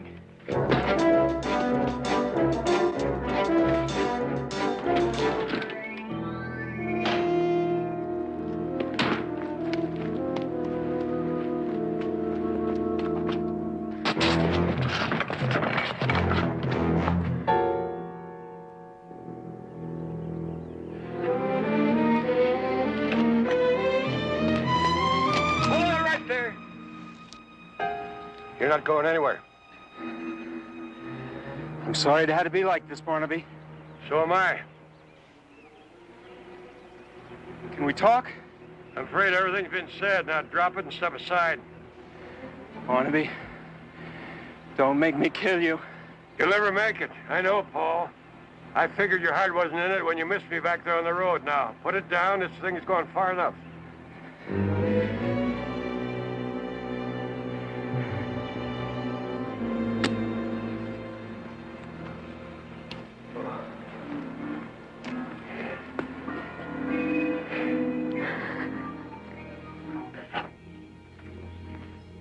Try not to be too hard on your father, Jeff. He didn't like the idea, but he went along with it for your sake. It's myself I'm teed off at. Letting her play me for such a jerk. I gotta get away for a while. Maybe go down to Baja on the boat. Got an extra bunk? Somebody to help you with the sales? You go with me. All the way, Jeff. All the way. You only live once, isn't that right, Barnaby? And if you do it right, once is enough.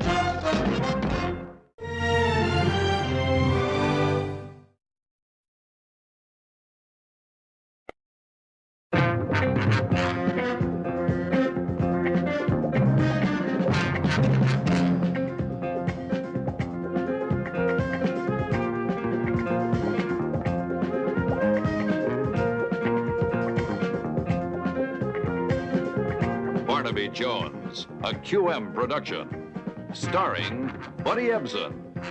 Also starring Lee Merriweather, Mark Shera, with guest stars Ed Nelson, William Smithers, Jennifer Holmes, Patricia Smith, with special guest star Linda Cristal. Tonight's episode, Homecoming for a Dead Man.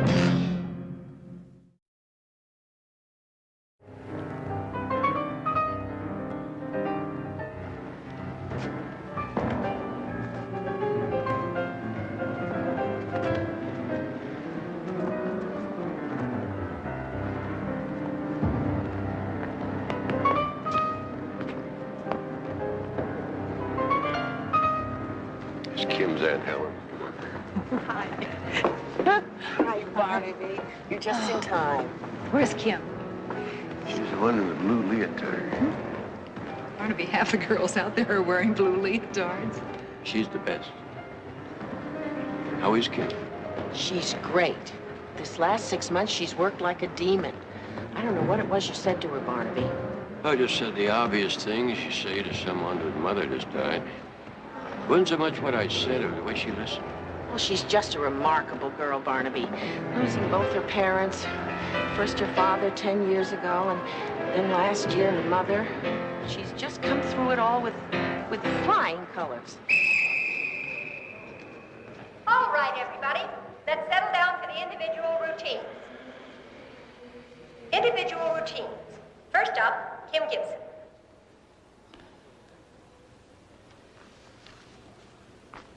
Look, they picked her first.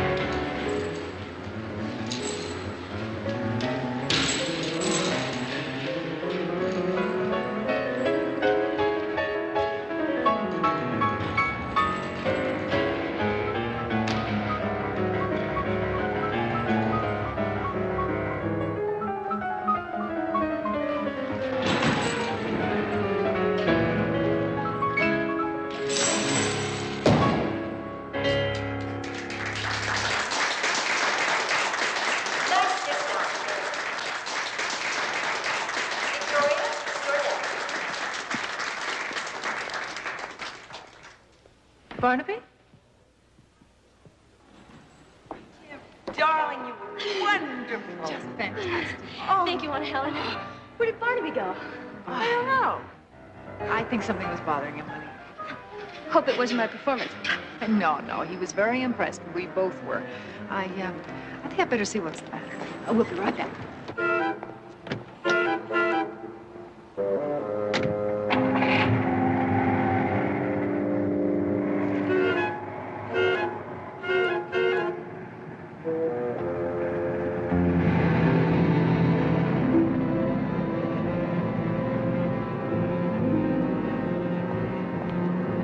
Barnaby? What is it? I think I just saw a ghost. When we get back, I want you to look up this license number. Well, who is it you think you saw? Well, my eyes may be playing tricks on me, but that man in the car that just drove out, I think it was Kim's father. I thought he died 10 years ago. I know.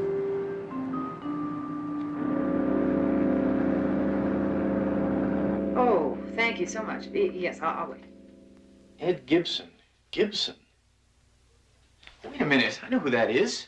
That's Kim's father, isn't it? Didn't he burglarize the coin exchange? He got away with over $500,000 in gold planchets, and he escaped in a private plane, and it crashed. Case closed, right? That's right, Jedediah. Well, then what is his folder doing on our active file? Because they never found the body and they never found the gold. Yeah, but the crash was over 100 miles out to sea. That's not exactly walking distance. From the debris, they concluded that the plane exploded on impact. Well, what makes you think that anybody could possibly survive a thing like that? Well, Jedediah, sometimes things aren't the way they seem, and I have a very suspicious nature. Yeah, so do I. Well, out with it. Well, is that the reason that you became friendly with Gibson's widow and his daughter? So you could be around in case they contacted him again? JR. It's a fair question. You're half right, Jedediah. That's the reason we became friends originally, but not the reason we stayed friends. Yes. Thank you so much. Appreciate your help. Bye-bye. It was a rental car. Here's the name and address of the agency. Barnaby? No time for more questions now, Jedediah. I need answers.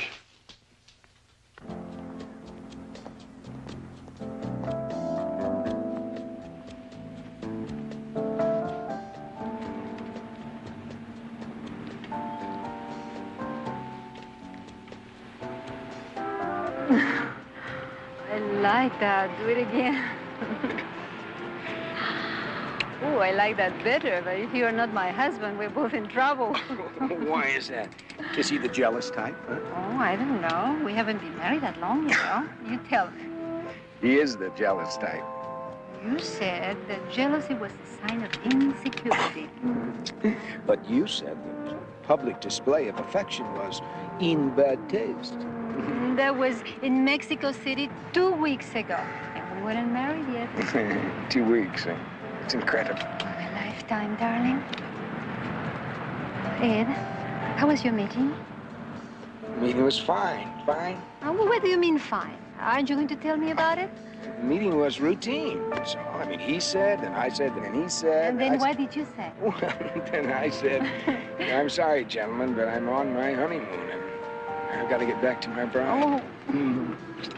He could have said, don't forget to pick up your bride's dress from the cleaners. Oh, dumb. Honey, I'll get it right now. No, it's not important. It can't wait. Es muy importante. No. I'll be back in 10 minutes. 5. 4. 3. Oh, Ed, I love you. You get some sun now. Is this too high? Yes.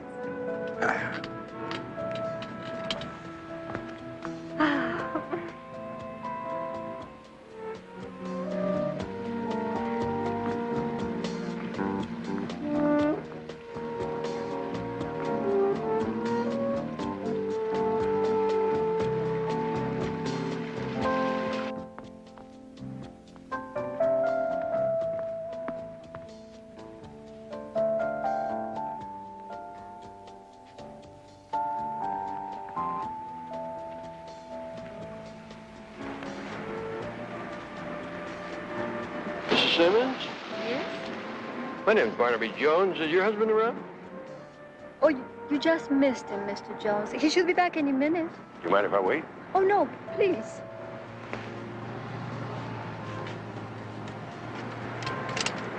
Are you a friend of his? Well, I'm not sure. I just got a glimpse of him. He looks like somebody I used to know about 10 years ago. 10 years ago? Oh, I wonder what he was like then. I only know him for a short time, and he almost never talks about himself. Is he secretive? Oh, no, not really. But we talk about the present and the future, almost never about the past. Would you tell me about the man you knew? Well, he was very bright. He had a graduate degree in engineering. No, there must be a mistake. You see, Ed is not an engineer. He is in the diamond business. Well, you need a certain amount of engineering to work around a mine. He's not a miner. He's an executive. He is the Mexico City representative for Jordan and Company. Jordan and Company. Where are their main offices? Here in Los Angeles.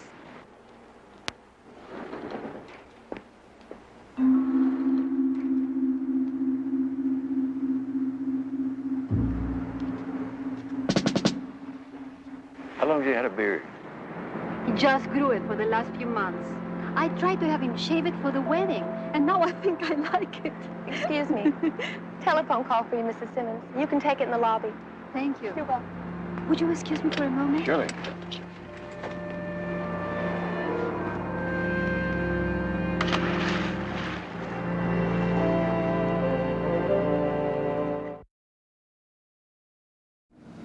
It's all very simple. You know, I deal in diamonds. Some of the samples that I carry around are extremely valuable. I can't be too careful.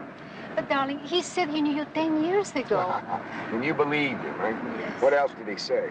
He mentioned that the Ed Simmons he knew was an engineer. There you are. You know, I'm no engineer. Besides, I didn't recognize him at all. But you were at a distance, and you couldn't have heard what he was saying. Over the years, I've learned to be very suspicious of strangers. You didn't say anything, did you? Oh, no. Well, just that we lived in Mexico City. Oh, and that you worked for Jordan and Company. Was that wrong? Oh, no, you silly. It's not in your nature to be suspicious, is it? Well, I wouldn't have it any other way.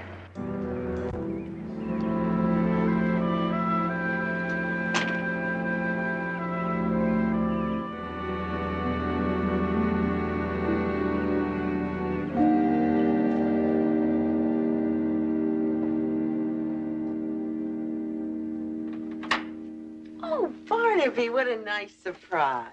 Kim's not here, but she should be back shortly. Well, Helen, actually, I came to see you. Oh, well. She was disappointed that you had to hurry off after the tryouts. Yes, I was sorry about that, but something came up, something unexpected. Well, I'm glad you got here anyway. May I get you something? How about an ice-cold glass of milk? I know how you like that. Well, thank you. No, not right now, Helen, but there is something you can do for me. I need a picture of Kim's father. Picture of Richard? Yes, you think you can find me one? She must have an album. Yes, of course she does. Every picture she could find of her parents went into this album. It's her family, along with me and you. I have to tell you, you're making me very curious, Barnaby. Why would you suddenly want a picture of Richard? What's happened? I'm not sure yet, and I don't want to say until I am. Barnaby? I'll have this back by tomorrow morning. Gotta get a copy made. See you later, Sally. Does Kim know about her father? Just that he died in a plane crash. I wouldn't say anything about this. I'm home. Hi, darling. Barnaby Jones, I have a bone to pick with you. I'm sorry I didn't get a chance to talk to you after the tryouts, but Something came up. how did you know? 'Cause by the time you're 17, you've heard them all. Something came up, or I'm just too tired, or I have to be somewhere. Now, that excuse I'll never understand. Of course you have to be somewhere. We all have to be somewhere. Oh, you're looking at the album? Yes. We're just talking about old times. You know what today is? It's Mother's birthday. Well, aren't you going to tell me what you thought about the tryouts? It was great. You were very good. Oh, I know I'm good. I wanted to know what you think. I think you're pretty sure of yourself, young lady. Have you ever tried to be modest on the uneven parallel bars? No, I can't say I have. Well, let me tell you, that's no place for humility. Because all you're really doing is showing off. Ta-da! I was very proud of you, Kim. I'm sorry your mother couldn't have been here to see you. So am I, Barnaby. So am I. But since you can't come see me, I guess I'll go pay her a visit. I give you a ride? No, thanks. I have to make a few stops on the way.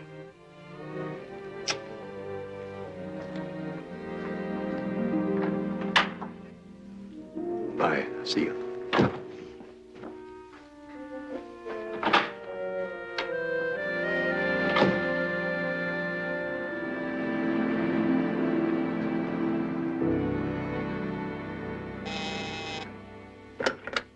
Yes. Ed Simmons? You mean he's here now in the office? Send him in.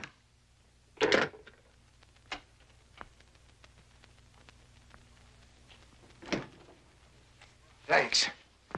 Hi, Felix. Surprise. What are you doing out of Mexico? I came to see my daughter. Have you lost your mind? Kitty, it's been 10 years. I'm not going to contact her or anything. I just wanted to see her, see what she was doing, see how she looked. Felix, she is trying out for the Olympics in gymnastics. I don't care if she's auditioning for sainthood. What if somebody should see you? Felix, somebody did. You remember Barnaby Jones? He was an insurance investigator the company hired. Yes, I remember. You're taking the first flight back to Mexico. Look, he knows about Mexico. What else does he know? Well, he knows I work for your company. Look, I don't think he's positive that I am Richard Gibson. It's just, he's digging, and it's just a question of time. I've had enough, Felix. It's all over. I want my share, and I'll go off somewhere. Your share went into the business, do you remember? I'm talking about the business. I'm talking about my half. I would have to liquidate the company to do that. Well, then do it. Now, wait a minute. Just wait a minute. Just take it easy. Now, there is another way. Just a minute.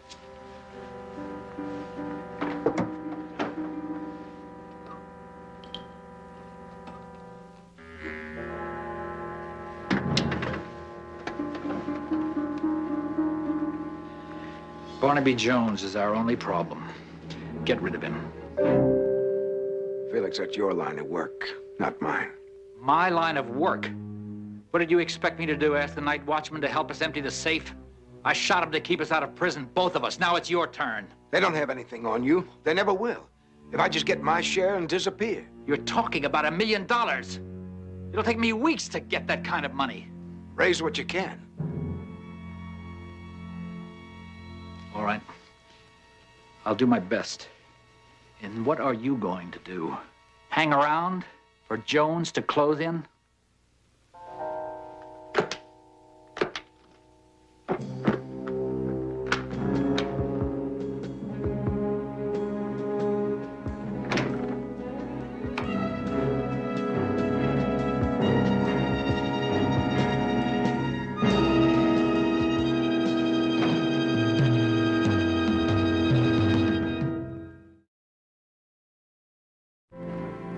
Barnaby, JR just dropped this off. He has a few more stops to make. He said it was the background material on Edward Simmons. Good. Let's see. Born Sacramento, California, June 11th, 1936. Skip the earlier years. All right. College, University of California, degree mechanical engineering, 2-year hitch Marine Corps between the wars. Honorably discharged May 25th, 1958. And went to work for Vesper Company and Rogers and Zimmerman, the Solar Space Corporation. That's about it, huh? Yeah. Seems to be everything so far. You know, maybe that's when he left the country to go to Mexico. It's possible. The time fits. So does everything else, doesn't it, Barnaby? Do you think that I really saw a ghost? Well, there seems to be a real Edward Simmons. Perhaps his wife really didn't know about his engineering degree. Maybe. She wasn't too familiar with his background. Well, then. Then this.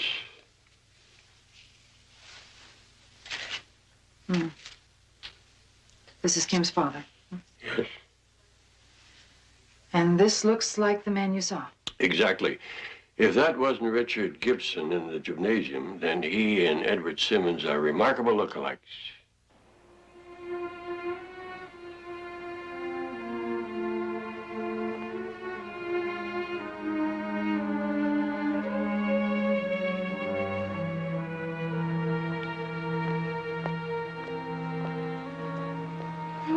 Have a nice day.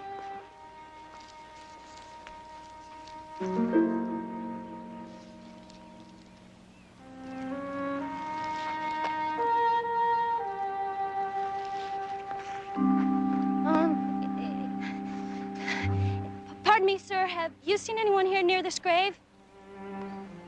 Oh, no, I haven't. Have you been here very long? No, I just got here. Thank you.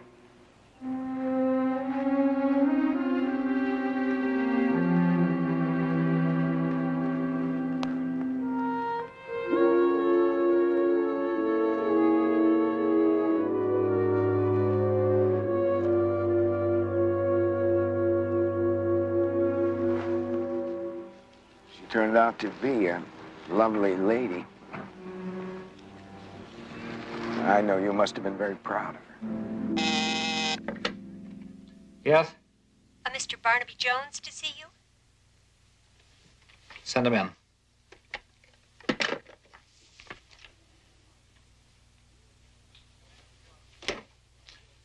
Come in, Mr. Jones. Jordan? This is quite a coincidence. I was just checking up on you. In the jewelry business, you can't be too careful. Sit down. Thank you. What can I do for you? Oh, Mr. Jordan, I'm looking for information about a man named Edward Simmons. He's our company representative in Mexico. What is it you'd like to know? Is this Edward Simmons? Well, there is a resemblance around the eyes. It is close, but this is not him. Do you have a picture of Simmons, and could I see it? Well, yes, I do, and no, you can't.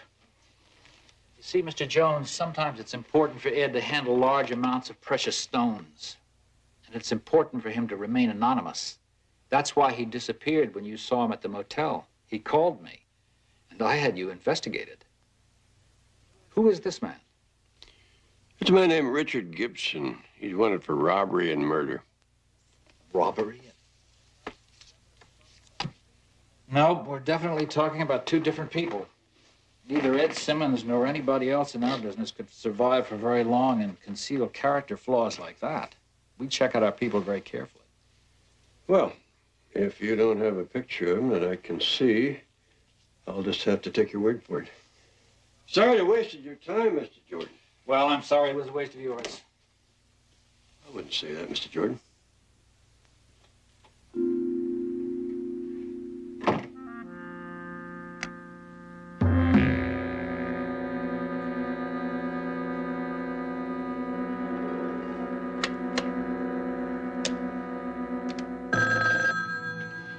Come on.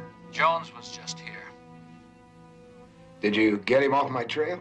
Well, I tried to, but I don't think that he was convinced. He's very close. And raising that cash is not going to be any easier than I thought. What are you trying to tell me? Use the gun? Now, listen. Jones hasn't told the police anything yet because he's not absolutely sure. But it's just a matter of time. You stop Jones now, and it all stops. After that, you can do whatever you want. I'll raise as much money as I can now. I'll send you the rest later. It's $1 million, Ed. And a whole new life. Where will I find him?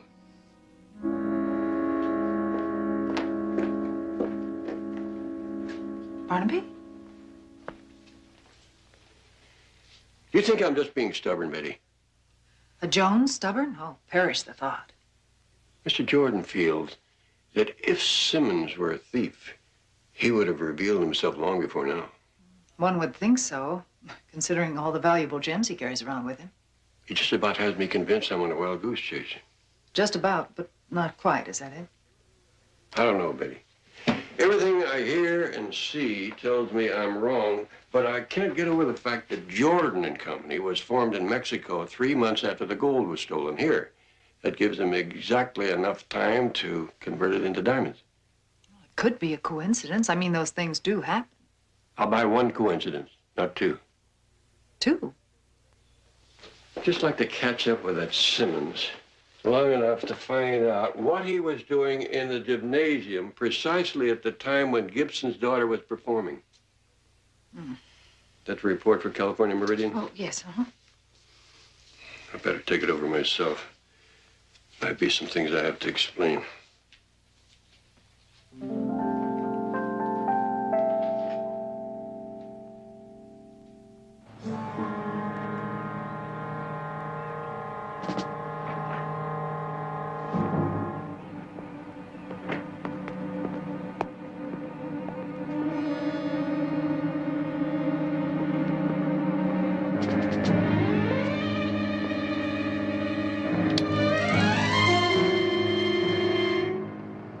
Barnaby!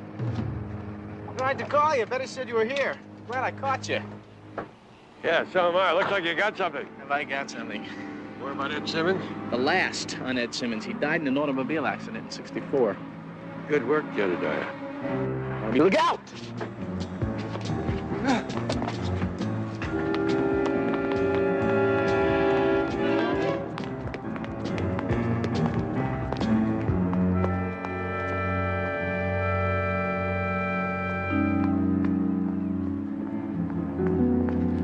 See him?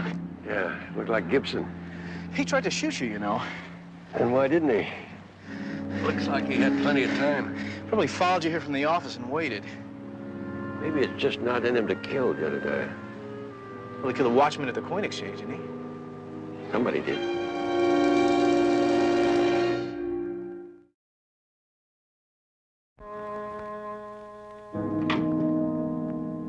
Kim, is that you?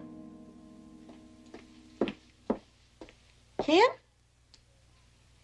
Oh, hi, Helen. Have you been to the gym? For a while, but I didn't stay very long. Is something wrong? Aunt Helen, did you send flowers to Mother's grave today?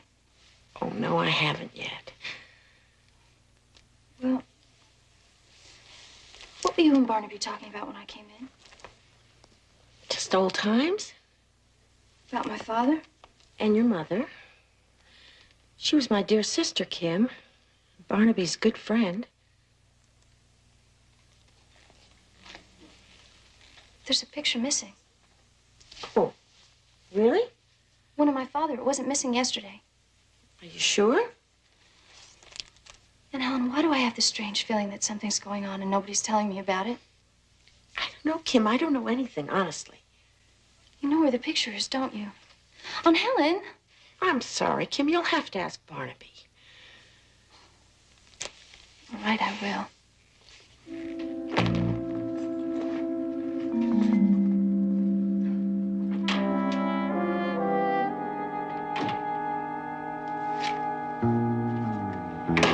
Here's 8 a.m.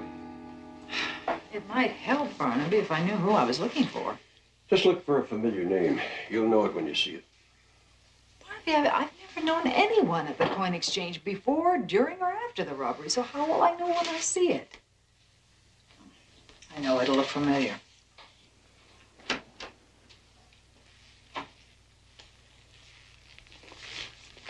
What's going on, Barnaby? We're doing our homework, Kim. I'm talking about the picture of my father. Did you take it? Yes, I borrowed it, Kim. I didn't think you'd mind. Did you ever know about the daisies? What daisies? The yellow daisies. The first flowers that Mom ever got from my dad. They had a special meaning to her, and he always remembered. They became a family tradition, and nobody else would have known about it. I'm afraid I don't understand, Kim. I took some to the cemetery today, but there were already some there. Yellow daisies. On your mother's grave? Yes. I've been trying not to let myself think about what that might mean. But Barnaby, you took that picture of my father and you didn't even know him. Now, do you want to explain it to me? I don't want to upset you, Kim, but at the gym, during your tryouts, I saw a man there who was watching. He looked like your father. Are you saying that he could be alive? There is that possibility. And that he brought the daisies? We can't know that for sure, honey. I do. I know it was him. I knew it then, standing there at the grave. I could feel it, the vibes. Barnaby, my father's alive. Now, Kim. But I don't understand. Why didn't he come for me? Why did he leave? I have so many questions. Of course you do. Find my father for me, Barnaby. Please. I'll find him, Kim. If he's alive, I'll find him. That's a promise.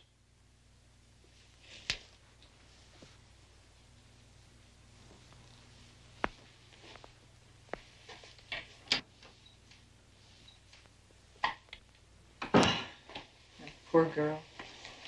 Barnaby, how in the world are you ever going to be able to tell her the whole truth? I don't know.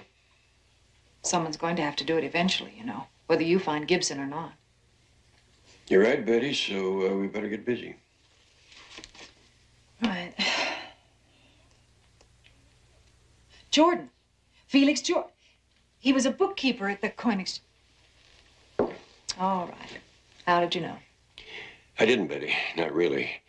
But Jordan must surely have investigated Edward Simmons enough to know that he was dead. And that could be the very reason Gibson chose that name. It must have been an accomplice, somebody standing by with a boat, if Gibson jumped out of that airplane. It is becoming clearer and clearer. Betty, get a hold of Jedediah. Tell him to get on Felix Jordan's trail and stay there. Are you telling me that you haven't done anything about Jones yet? Felix, I tried. I really tried. I couldn't do it, that's all. I couldn't.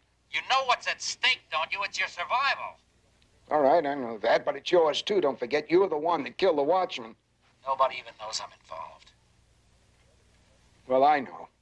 Wait a minute. That begins to sound like you're threatening me. Look, I'm not. It's just that I want you to give me some money so that I can get out of here. I've already made arrangements to get $100,000 today in cash. Now, give me a couple of hours, call me back, and tell me where to meet you. All right. Now, look, time is running out on this thing for both of us. Now, don't let me down on this, Felix.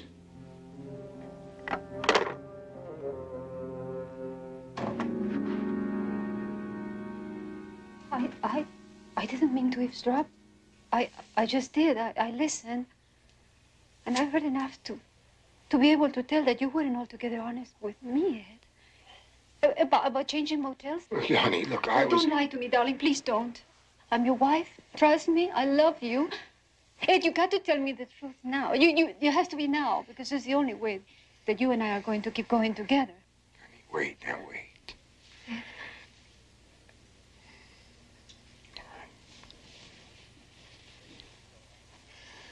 10 years ago, I was an aerospace engineer. We had just put men on the moon, everything was flying, you know, and then just all of a sudden, it was gone, just like that. Me and 10,000 other guys just like me, out of work. I mean, months went by. I couldn't even buy a job. I was desperate. All my savings were gone. Well, anyway, the man I knew came to me and said I could have all the money I ever needed the rest of my life for just 1 hour's work. So I knew it was wrong. I knew it was wrong then, but I did it. No, you... Oh, Ed. We robbed a coin exchange, what turned out to be $250,000 in gold. Oh, Ed. That man. At the swimming pool, Mr. Jones. He was a policeman. Well, no, he was an insurance investigator. He got a glimpse of me when I was going to see. Well, honey, listen. I have a daughter. She thinks I'm dead. You see, I want to try and get a glimpse of her, but just to see what she was doing, to see what she looked like. You mean you haven't seen her in all these years? Her mother died a year ago. You left a wife and a daughter behind? You let them believe you were dead? Just for money? You see, I had no choice. A man was killed during the robbery. I didn't do it. The man I was with killed him, but it makes me an accessory, you see. Oh, Ed, you're wanted for murder. They're after Richard Gibson. My real name is Richard Gibson.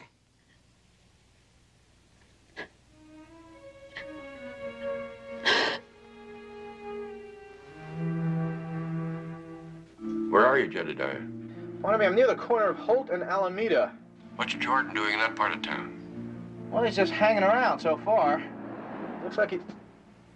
Barnaby, hold on.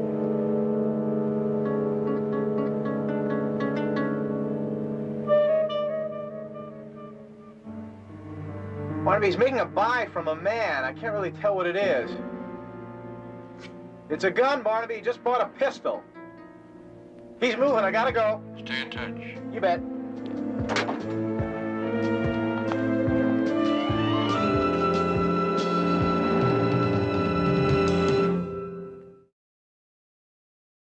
There must be some way to find out where Gibson is staying. Oh, sure. Easy. Just get into Jordan's office for 30 seconds now while he's out.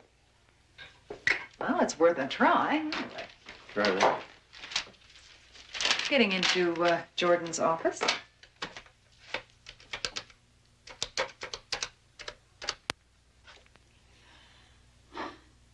Hello, Jordan and Company. Yes, this is the international operator. I have a call from Mexico City for Mrs. Edward Simmons. Yes, we realize she's not there. My party says that she's checked out of her hotel, and perhaps you have a number on her. Well, my party suggests that you check with Mr. Felix Jordan. He's not there. This is an emergency call. Perhaps Mr. Jordan left a number by his phone in his office?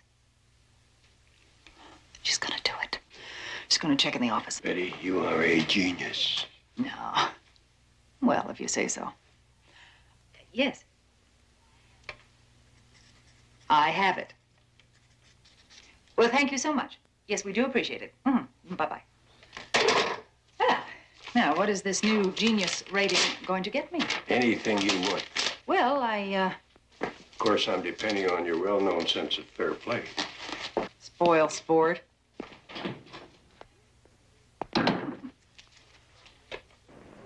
Do you have a couple named Simmons registered? Yes, we did have a Mr. and Mrs. Edward Simmons registered here, but they checked out about 20 minutes ago. I don't suppose they left a forwarding address.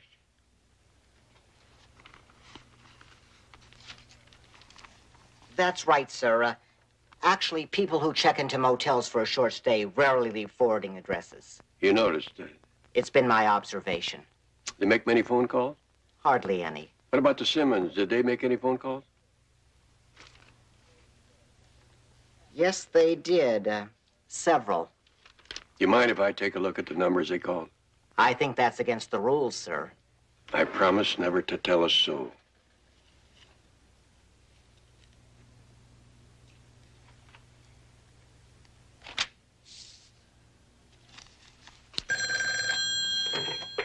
Suncrest Motel. Just a moment. Is your name Barnaby Jones? Yes. I have a call for you here. Hello? Barnaby, I lost him. That's all right, Jedediah. I think I got something on this end. Go back to the office, and I'll try to stay in touch. I'm on my way.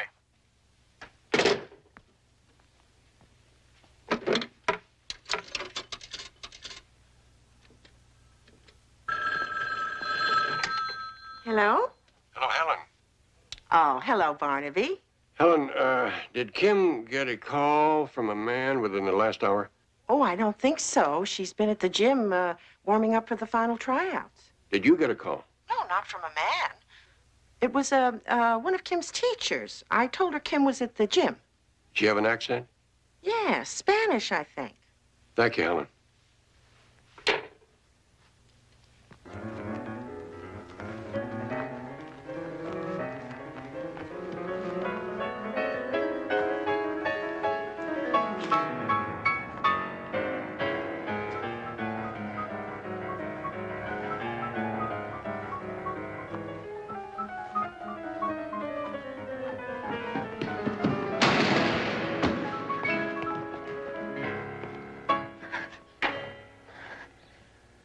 Daddy?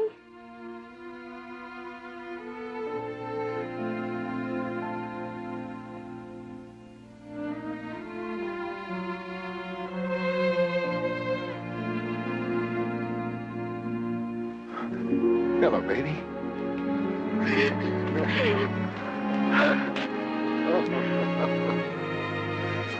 Wow.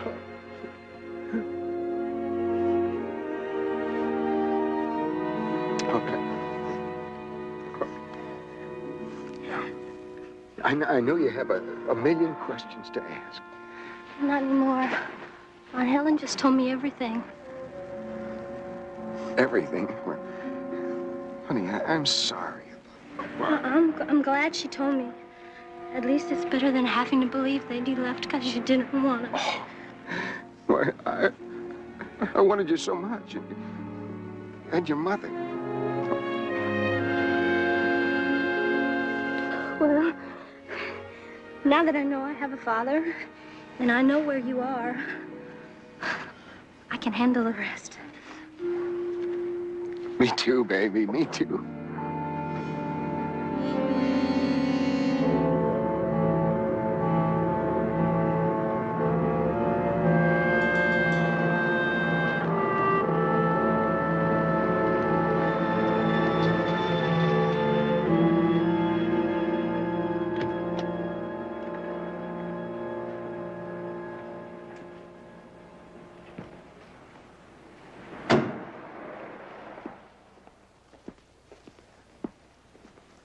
Ed?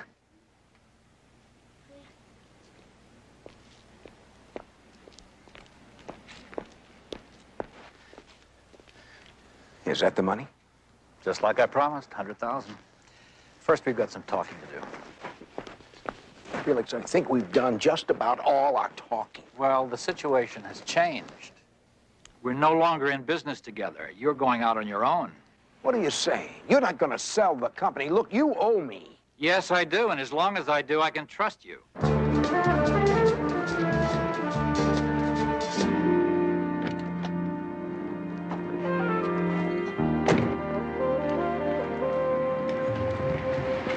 Where's your husband? Get in the car. We'll talk about it. No deal. Just give me the briefcase, all right?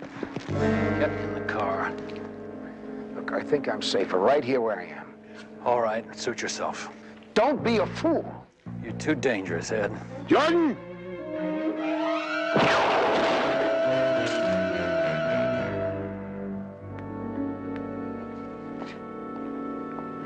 Well, it's been a long time, Mr. Gibson. A long time, Mr. Jones. Think I'll have a look at that. Never mind. And that belongs to me. And I'll take the gun, too. Edward. Daddy, what are you doing? He's about to make the second biggest mistake of his life.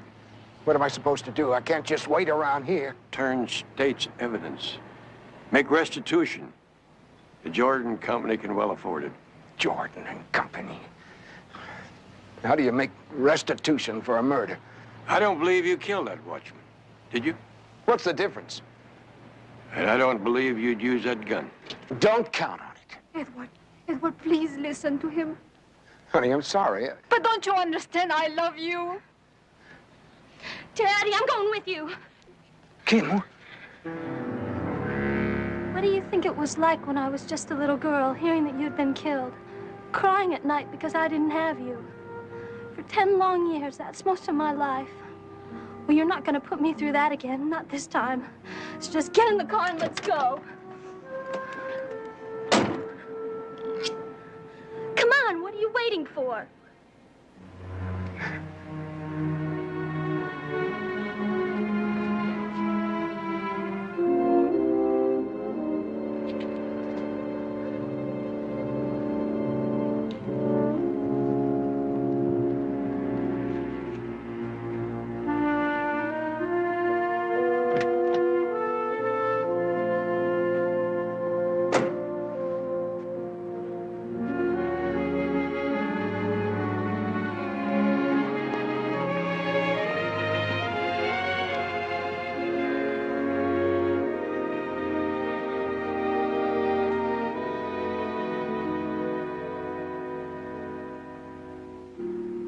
Welcome home, Mr. Gibson.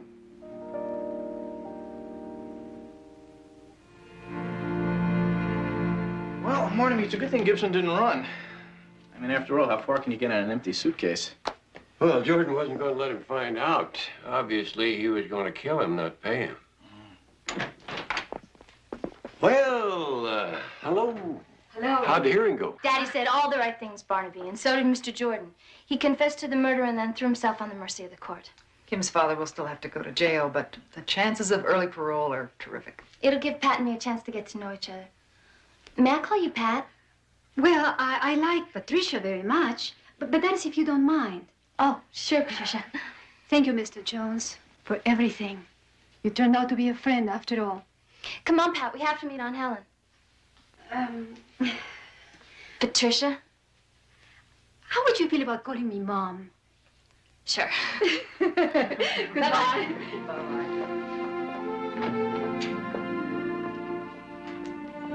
Well, it looks like Kim's gonna get more than a father back.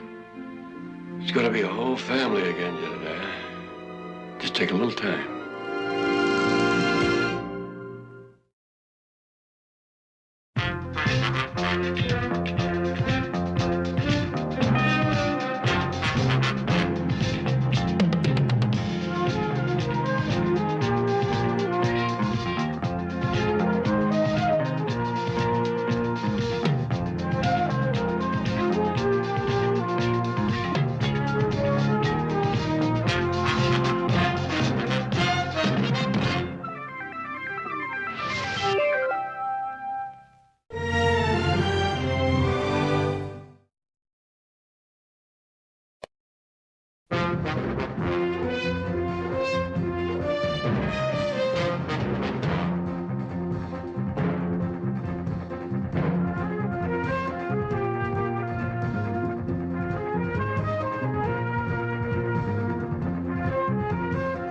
Barnaby Jones, starring Buddy Ebsen, also starring Lee Merriweather, with guest stars Fritz Weaver, Robert Pine, Karen Machon, special guest star Joanne Linville.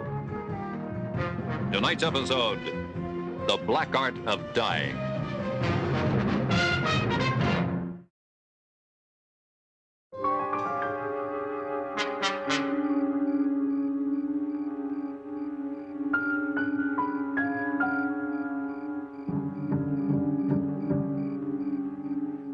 There's an aura which emanates from each personal belonging.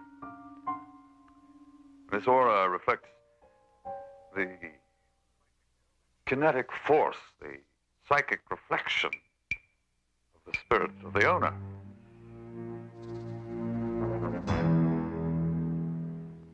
I guess something else. This scarf has brought you great luck. Something nice always happens when you wear it. Your husband asked you to marry him the first day you wore it. But it's true. Everything. I wore it the day that Alec proposed. It's uncanny. Most of us, possess latent psychic abilities. Sometimes just a question of developing our true potential. I'm convinced we're operating at about 5% of our potential. I'm sorry, I didn't mean to monopolize your guest, Kay. Everyone's having a wonderful time. It's amazing. Almost frightening. I've read articles about psychokinesis. It stunned me how you were so accurate about my wife's scarf. Mr. Matthews is a big hit. You don't approve, do you, Byron? Well, I've never been much for parlor tricks. As your lawyer and friend, I'd feel a lot better if I didn't know that you were so taken with him. Very simple. I just get the vibration. You're a very suspicious man. Excuse me. Excuse me, you two. This a private party, or can anyone play? Everyone's having a wonderful time. Almost everyone. Where have I failed? Well, that's not easy to say. I have a closed mind. I've brought along a letter. Be very interested to know what you can make of that. Well, another time, perhaps. Why not now? Well. This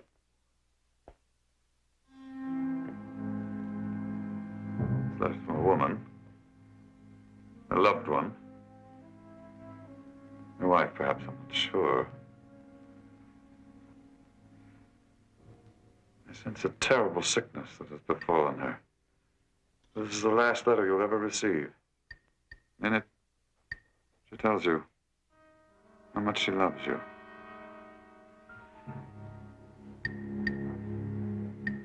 Wait a minute. Feeling, a premonition. There's a disturbing force, a dark force about to enter your life. Trying to warn you.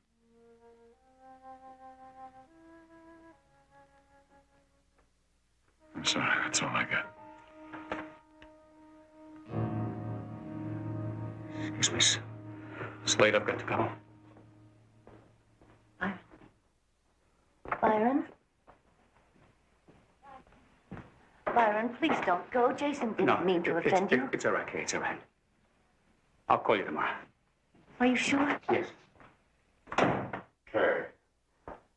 I'm sorry for being offended the guest. You couldn't have known. He lost his wife a little over a year ago. He's never really gotten over it. Particularly sorry if I've upset you. It's not your fault. I am frightened of your psychic power. But at the same time, it gives me hope. And I'm doubly glad I'm here. Never give up hope.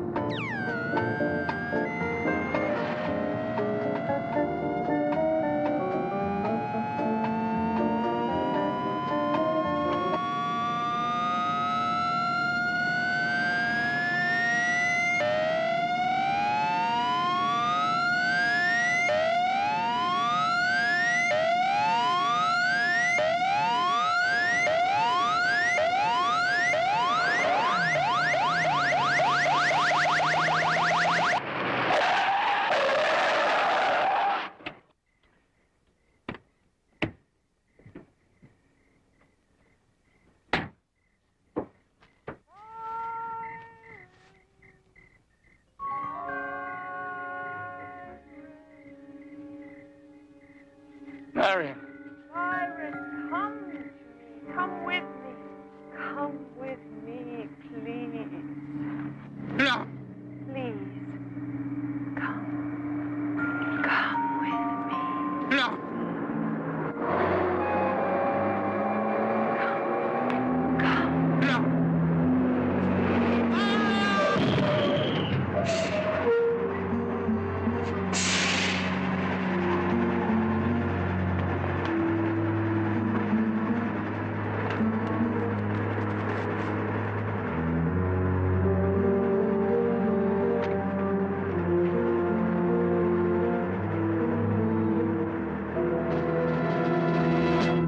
My father's death was listed as an accident, and I'm not suggesting anything else for the moment.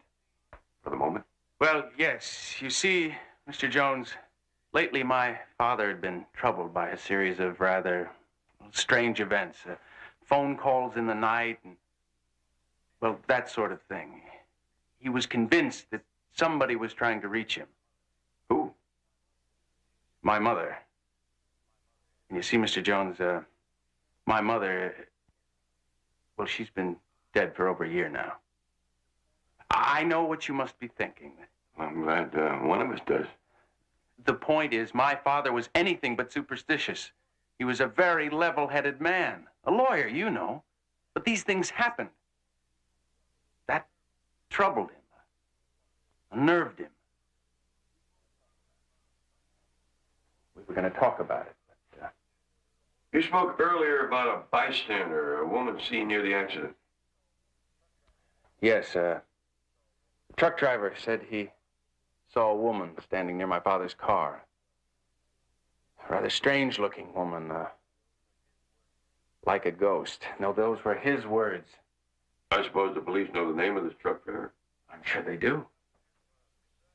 These events that happened to your father, beside the phone calls, was there anything else? Well, on one occasion, he said he thought he saw my mother. He blamed it on his imagination.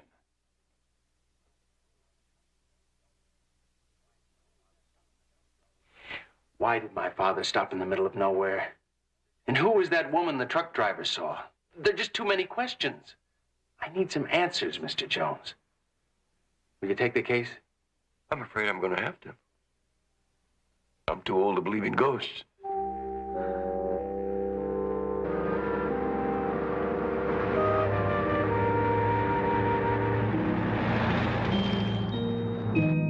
Only I'd seen the vision clearly, I could have convinced him.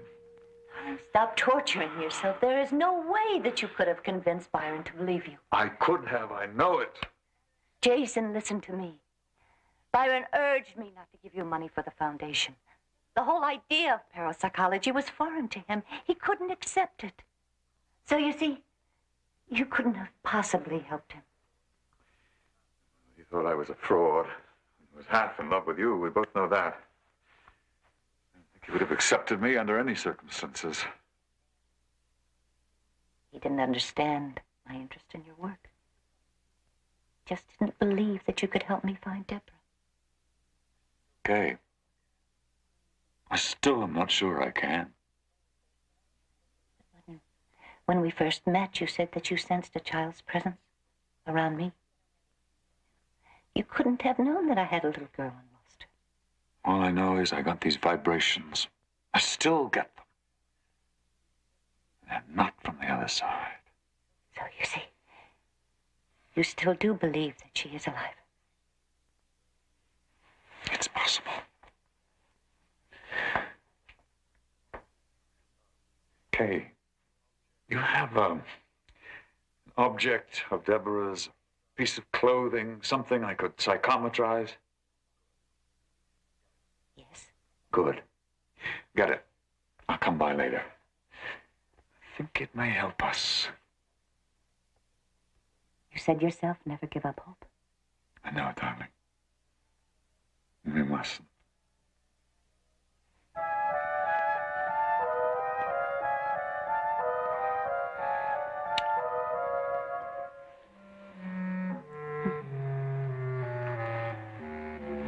I'll wait for you.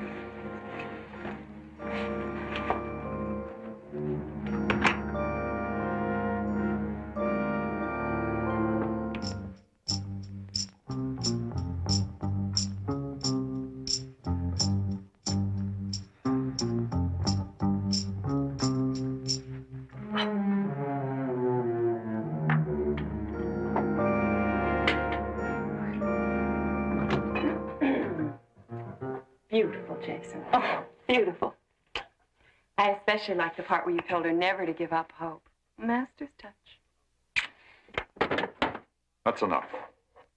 Oh, my, we are wound tight. It's been a full day, Kelly. Is the pretty widow getting to you just a little, Jason? Jason.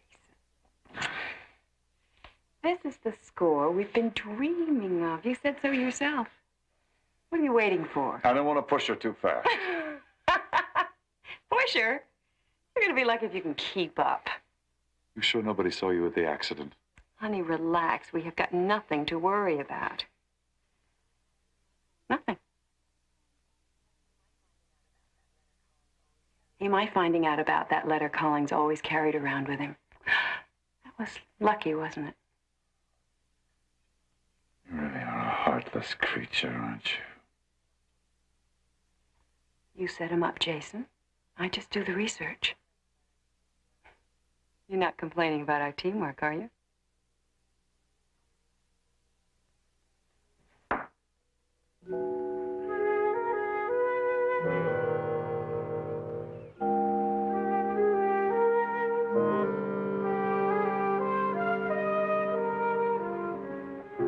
Still going over Dad's car, huh? Did you find anything? Yeah, a strand of hair. Your father have gray hair? No. But my mother had gray hair. Of course, he bought the car after she died. Yeah. I also found a kind of a greasy smudge. Something like makeup. Makeup? Well, what's it mean? I don't know until I get to the lab.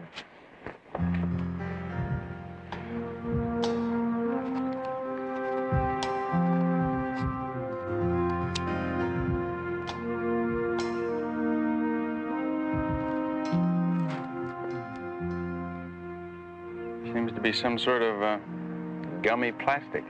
Take another look. Yeah, there's an indentation of some kind. Well, how do you explain all this? Can't yet. He told me that your father went to a party the night of his death. And Mrs. Rogers, is she a friend or a client? Both. My father was very fond of Kay. That's why he was so upset. Well, it's no secret.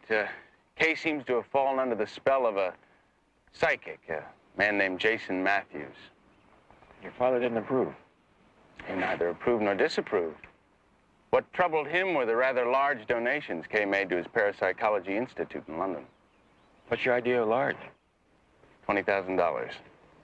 He was at Mrs. Rogers' party the night of your father's accident? And he predicted Mr. Collins' death. Not in so many words. It was just that he sensed a shadow over Byron's life. You don't believe in psychic phenomena, do you, Mr. Jones? Well, in my line of work, I run into a few skeletons now and then, but they're usually in somebody's closet. I still don't know why Paul hired you. Is there some question about Byron's death? Mrs. Rogers? Yes, Ida. Hello, am I butting in? Oh, no. No, Jason, I'd like for you to meet Mr. Jones. This is Jason Matthews. How do you do? Mr. Jones is a private investigator. There seems to be some problem about Byron's death. Oh. I understand you tried to warn Mr. Collins? No. What I did was feel the presence of someone else trying to warn him. His wife? Possibly. I didn't hear the voice clearly. Very interesting. Tell me, Mr. Matthews, do you hear these voices with your ear or your mind? That's a very good question, Mr. Jones. It's been debated many times. I hear them in my mind. As I've told Mrs. Rogers, I worked very closely on several occasions with the police here and in London. Perhaps I can be of some assistance to you. Well, that's very kind. I generally need all the help I can get. I'm sure you're being very modest, Mr. Jones. No, that's not my style. What is your style, Mr. Jones? Oh, I would say perseverance, just plain contrariness, I suspect, plus a certain instinct for sniffing out the truth. Yes, I imagine instinct must be an important factor in such a dangerous profession. Well, thank you very much for your time, Ms. Rogers. Oh, you're very welcome. Oh, you don't happen to see any dark shadows hovering over me, do you, Mr. Matthews? Afraid I don't go in for spot readings. But then we never know what's around the corner, do we, Mr. Jones? No, Mr. Matthews, we never do.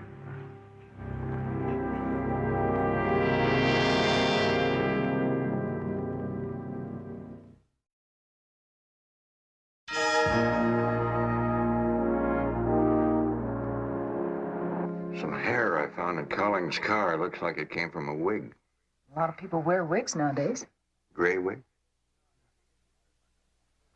You know, I'm beginning to wonder about that woman. The one who looked like a ghost? Yeah, I finally located the truck driver in Kansas City, and that's exactly the way he described it. Well, what about the makeup you found in Collins' car? Heavy. Not like commercial makeup at all. It's kind of like theater people wear. And the interesting part about it is the color. Gray, almost white. Do you think there's a connection? Somebody may have been trying to gaslight Collins. This impression on the plastic might tell us how. It's kind of like a trademark of what may have been an electronic gizmo. Well, I could check it out with Eddie down at Clarion Electronics. They are already expecting you. I'm almost sure she's not in the spirit world. I'm getting a direct message.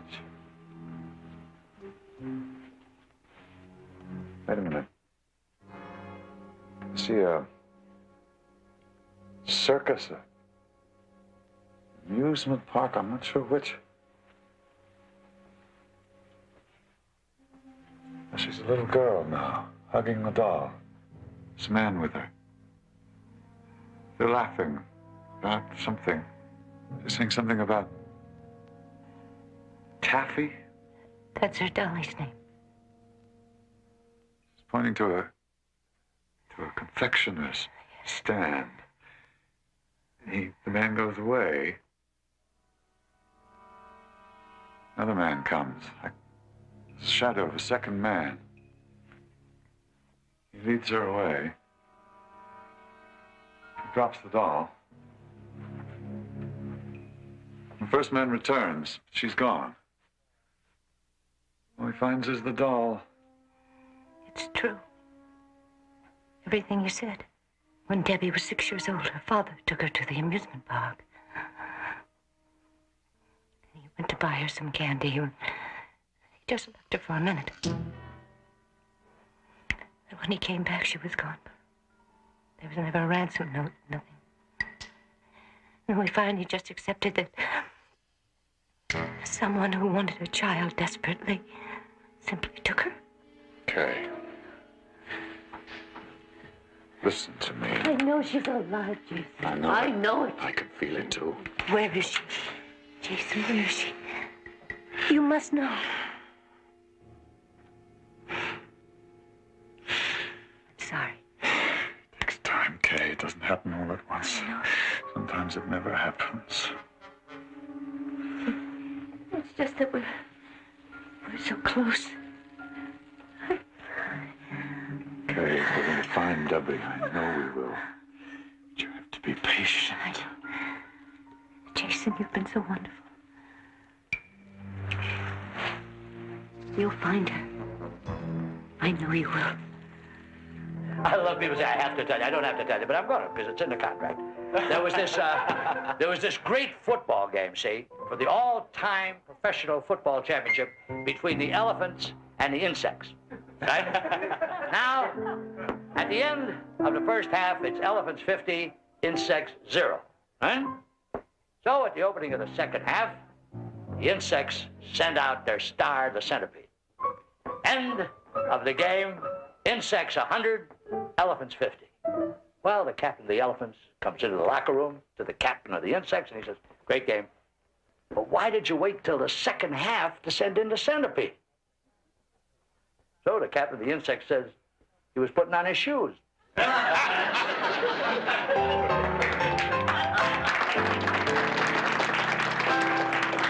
another show very shortly, so please stick around if you know what's good for me.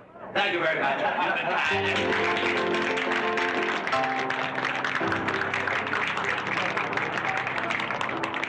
Well, does your cow give milk? No, you have to take it away from her. Hiya, Barton. How you hitting? You know, same as always. You're in fine fettle tonight, Chickie. Cut. You gotta get rid of those words like fine fettle. Shucks. It's bad for your image. I never thought of that. You gotta be a stand-up guy, tough. No kidding. Right on. Well, what word should I use? Like, what's happening, man? Cool. Far out. Tough. Heavy. You got it all together. Well, tell me, what are you into? Fella, a psychic. Name is Jason Matthews. Ever hear of him? Jason Matthews? Did he ever play clubs? I don't know. Recognize him? Where'd you get this? Society page.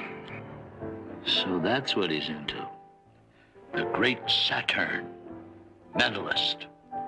Years ago, we played on the same bills together in clubs. And then all of a sudden, he dropped out. Why? Why did he drop out?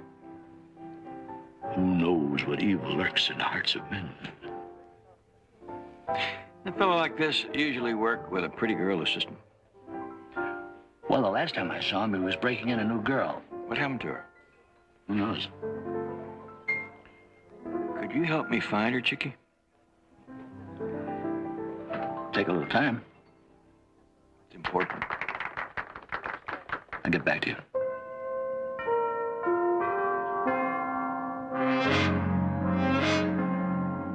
Mr. Jones, at the risk of appearing rude, I must tell you I don't normally give sittings here. I have an office down in Westwood. Well, I'm not here for a sitting. Oh? I thought you might be able to help me. You see, the truck driver that drove the truck that killed poor Mr. Collins said that he saw a woman near Mr. Collins' car. Woman looked like a ghost. Uh-huh. Well, I don't understand. How do you think I could help you? Well, since you predicted the tragedy, in a manner of speaking, I thought maybe you might have some idea who the woman could be. But you have a rather exaggerated opinion of my abilities, Mr. Jones. What's so important about this woman, anyway? That's a good question. You see, I found some smears of makeup in the back of Mr. Collins' car, theatrical makeup. I found a strand of gray hair. It looked like it came out of a wig. And I figured that somebody may have been trying to spook Mr. Collins. You should see somebody about your fantasies, Mr. Jones. Why would someone want to spook Mr. Collins? Well, I was hoping that you might be able to tell me that. Jones, I think you missed your calling. You should be writing mysteries, not solving them. I had an uncle who tried writing once, writing recipes. Recipes for corn whiskey. He never made the bestseller list, but he sure had a happy time researching. That's so humorous, Mr. Jones. And as much as I'd enjoy spending some more time with you, I'm afraid I'm terribly late for an appointment already, so if you don't mind, let me know if you figure out the pieces. You'll be the first to know.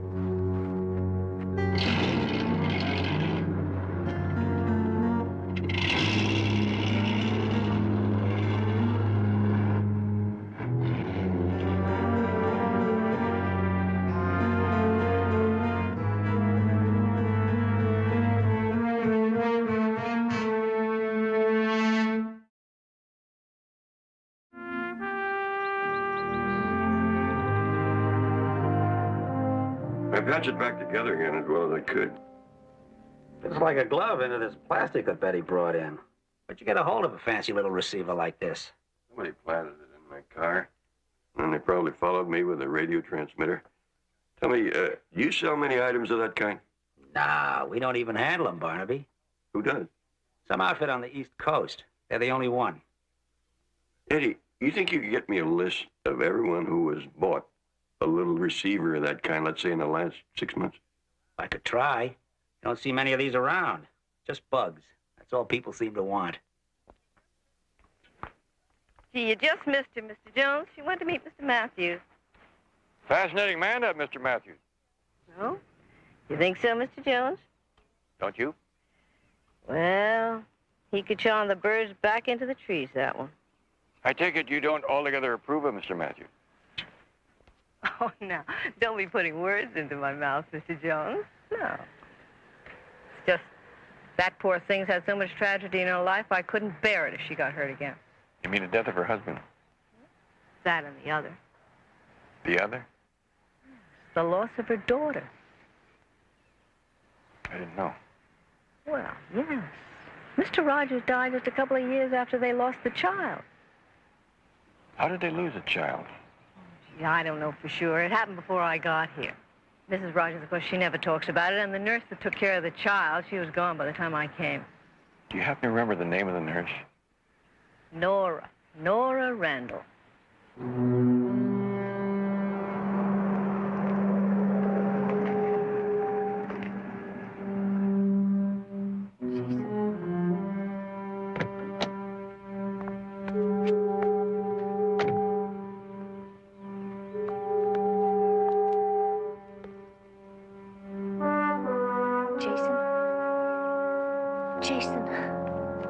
Jason, what's the matter? I came as soon as I got your message. I What is it? psychometrized the doll. So an old church cemetery led me here. Here? This is where David, my husband, was buried. Oh, you told me that Debbie is living. You did, Jason. Oh. What? What is it? It's puzzling, I know, because I still don't get any feeling from the other side. You don't? I remember this. What? Yes. I'm sure of it. What is it? I feel her presence. You do? I get something about pictures, a snapshot in your wallet. Do you have a picture of Debbie? Yes, I do. Oh, do. Here?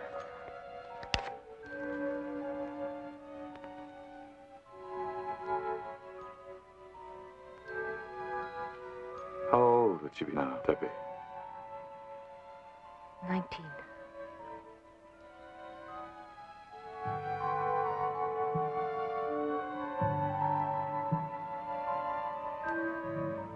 Deborah. No. Okay, stay here. Oh, I want to touch. Okay, we don't want to frighten her. Let me go.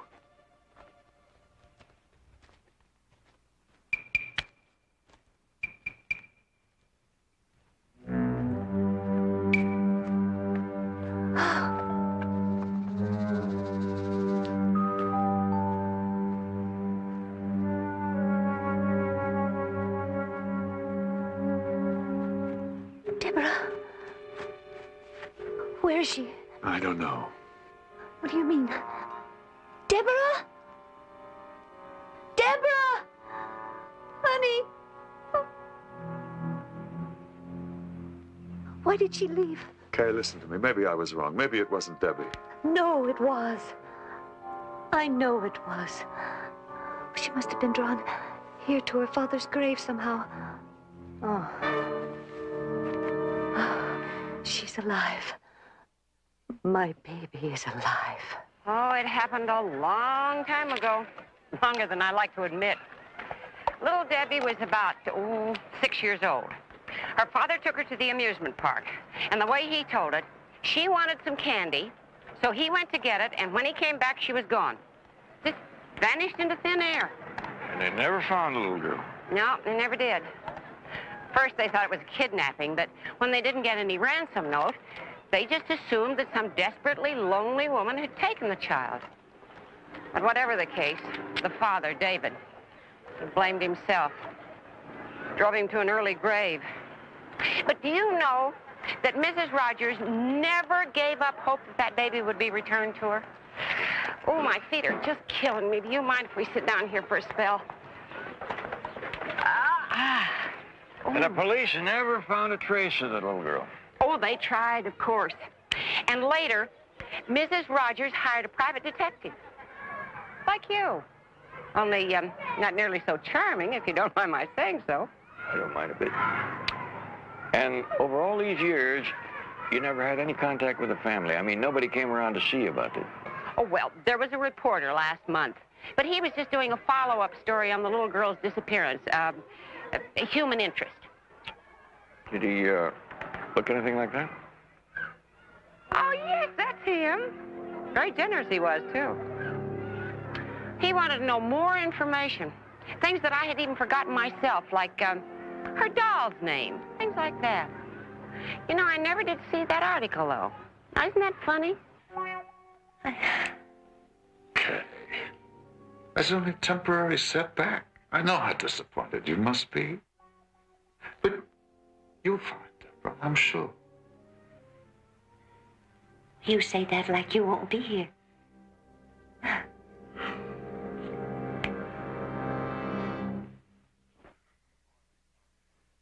I've been avoiding telling you this because,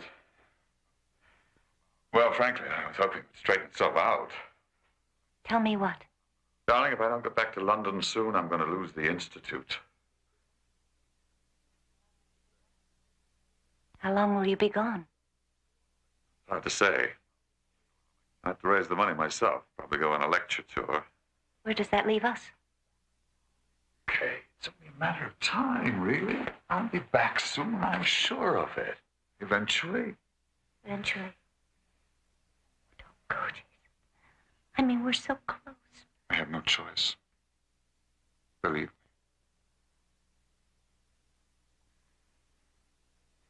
Hi.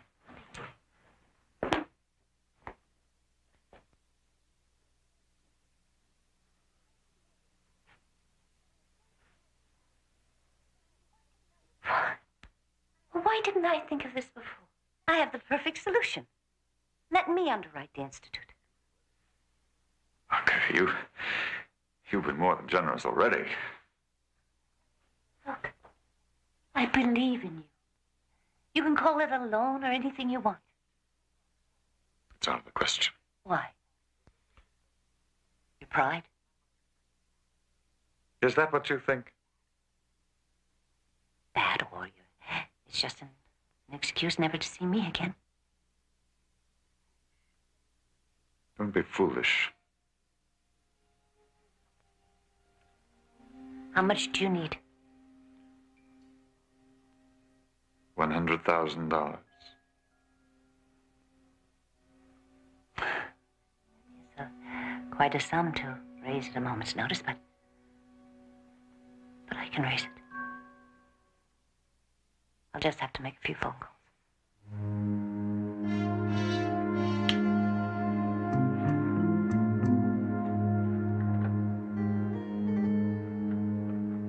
Hello, Betty. Barnaby, Eddie at Clarion Electronics just called with the information you wanted. What is it? 6 miniaturized receivers were purchased 3 months ago, and they were billed to Jason's Parapsychology Institute in London. That's it, Betty. Oh, have you found out anything there? Chickie's still rehearsing. I'll be in touch.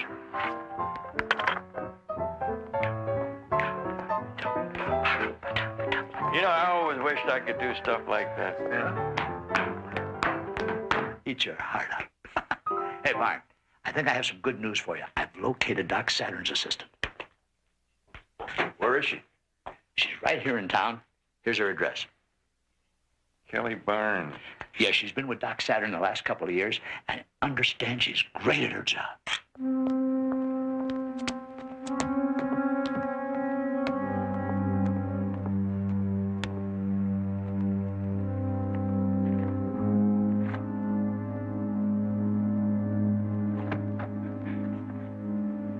Jason, Don't you ever bother to knock? must be a guilty conscience. I got the money. Here's your share. Oh. This can buy us a nice long vacation someplace. I'm splitting Kelly. Alone. What are you talking about? Come on, you knew the jokes going in. I never promised you we were going off into the sunset together. So now you've got the whole ball of wax. The money, the woman, everything. Not like that. Then how is it? Tired of the con, that's all. I'm tired of the hustle. Even if I wanted Kay, I couldn't have her. Sooner or later, she'd find out the truth about me. Well, you just can't write me off like that. What are you going to do when your money runs out? I'll cross that bridge when I come to it. Oh, no. You're just getting rid of me so you can come back and marry that woman. You overestimate your importance. Jason, please. Let me go with you. Kelly, you're very good at beginning an affair, but you end badly. You're a very good girl. Get yourself together. I gotta go out now. When I come back, I don't want to find you here.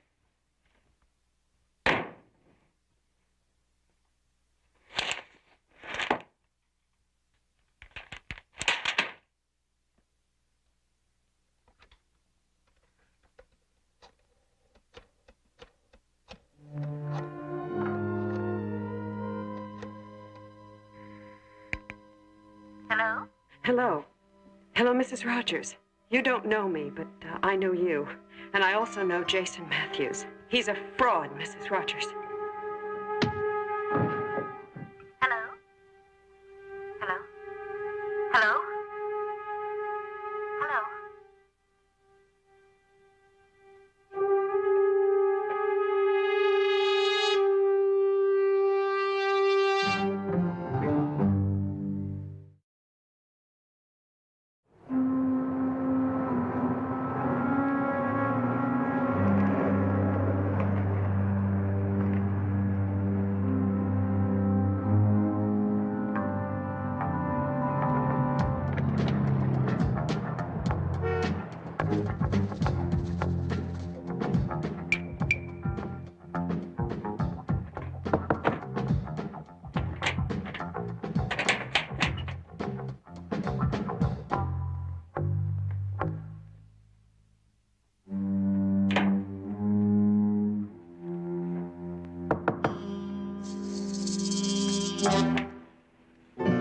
Okay.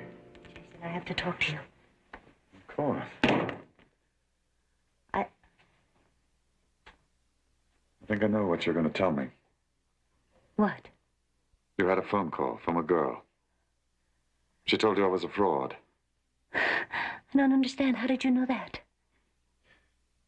I knew her before I met you. She was in love with me. I tried to break it off. How did she know about me? Afraid I made a mistake of telling her. She said such terrible things that I almost called the police. She warned me if I didn't take her back, she'd ruin my life. I guess I should have taken her a little bit more seriously. I feel a little silly now. You're entitled. Here, let me fix your drink. Hey, I'd love that.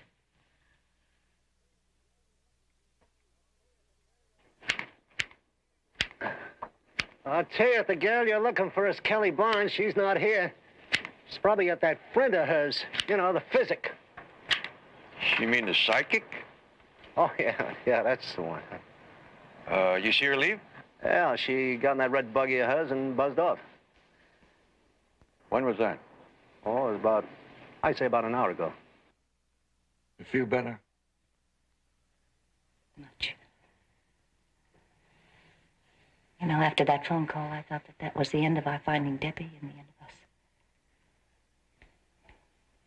Don't be silly.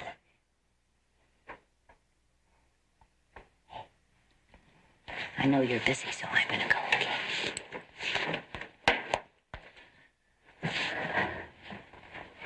Will I see you later? Of course. Good.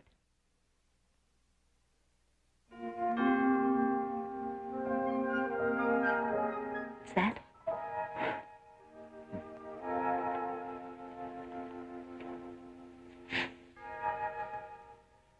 It's an airline ticket.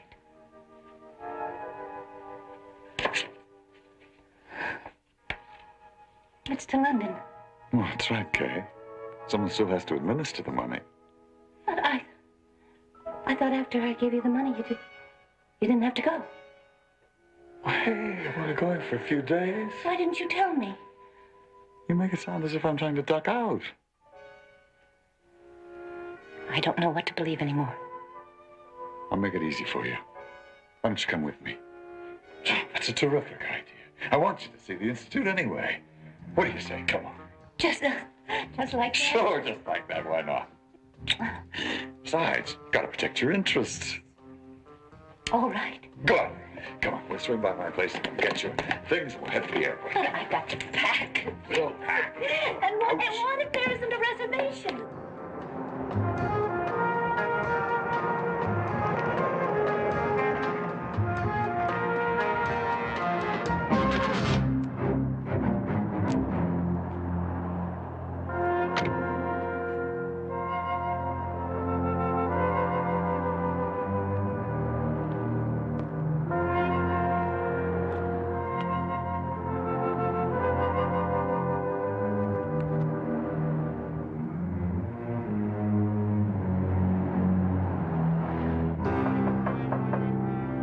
Oh, Mr. Matthews.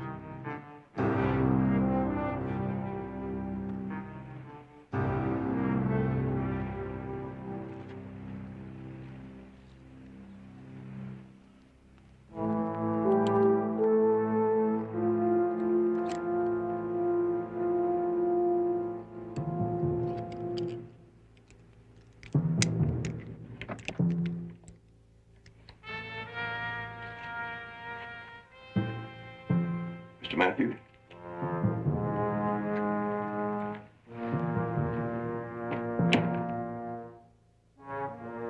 You been home?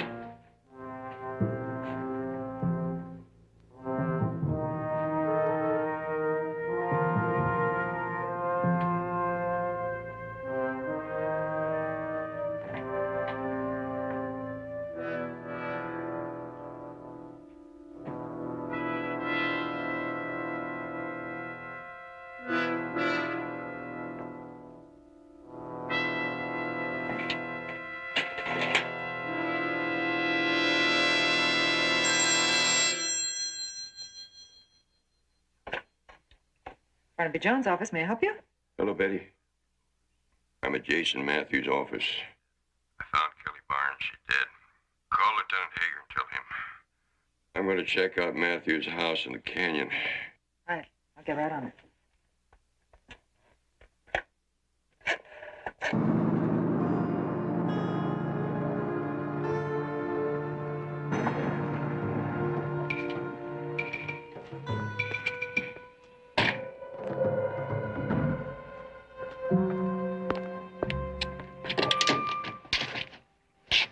What's the matter, Jason? You didn't say a word all the way up here. Let's take a walk. A walk?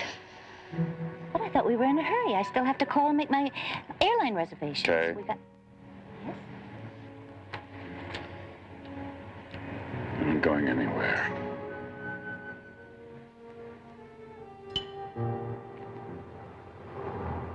And none of it is true?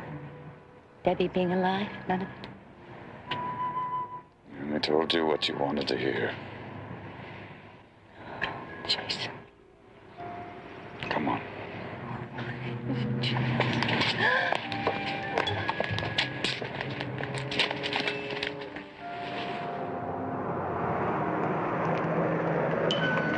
Jason, please. Please, let me go. You've got the money. Let me go. Please, Jason. Sorry, Kay.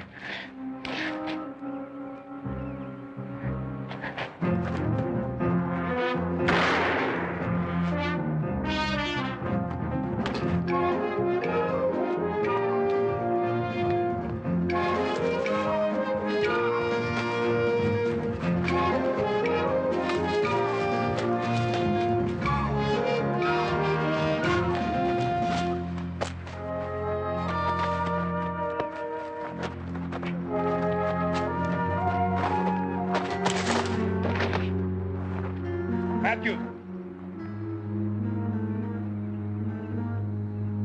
Give it up, Matthews. Don't make me shoot.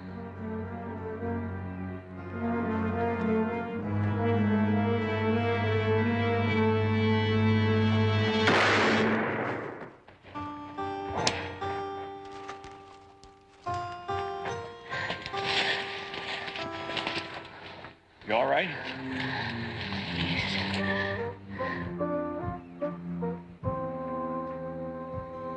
You lead the way, Miss Rogers.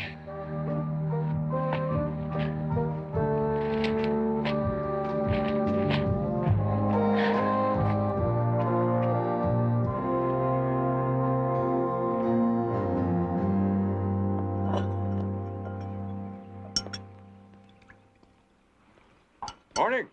Ah, Mr. Jones. Oh.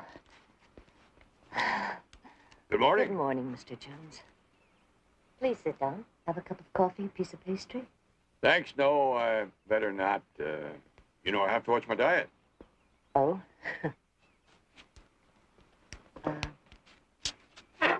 Is Jason all right? He's charged with murder and a lot of other things. I'm afraid both of you will have to testify. You know we've recovered most of the money. Good. But there are some things that you can never recover. I thought you'd like to have this.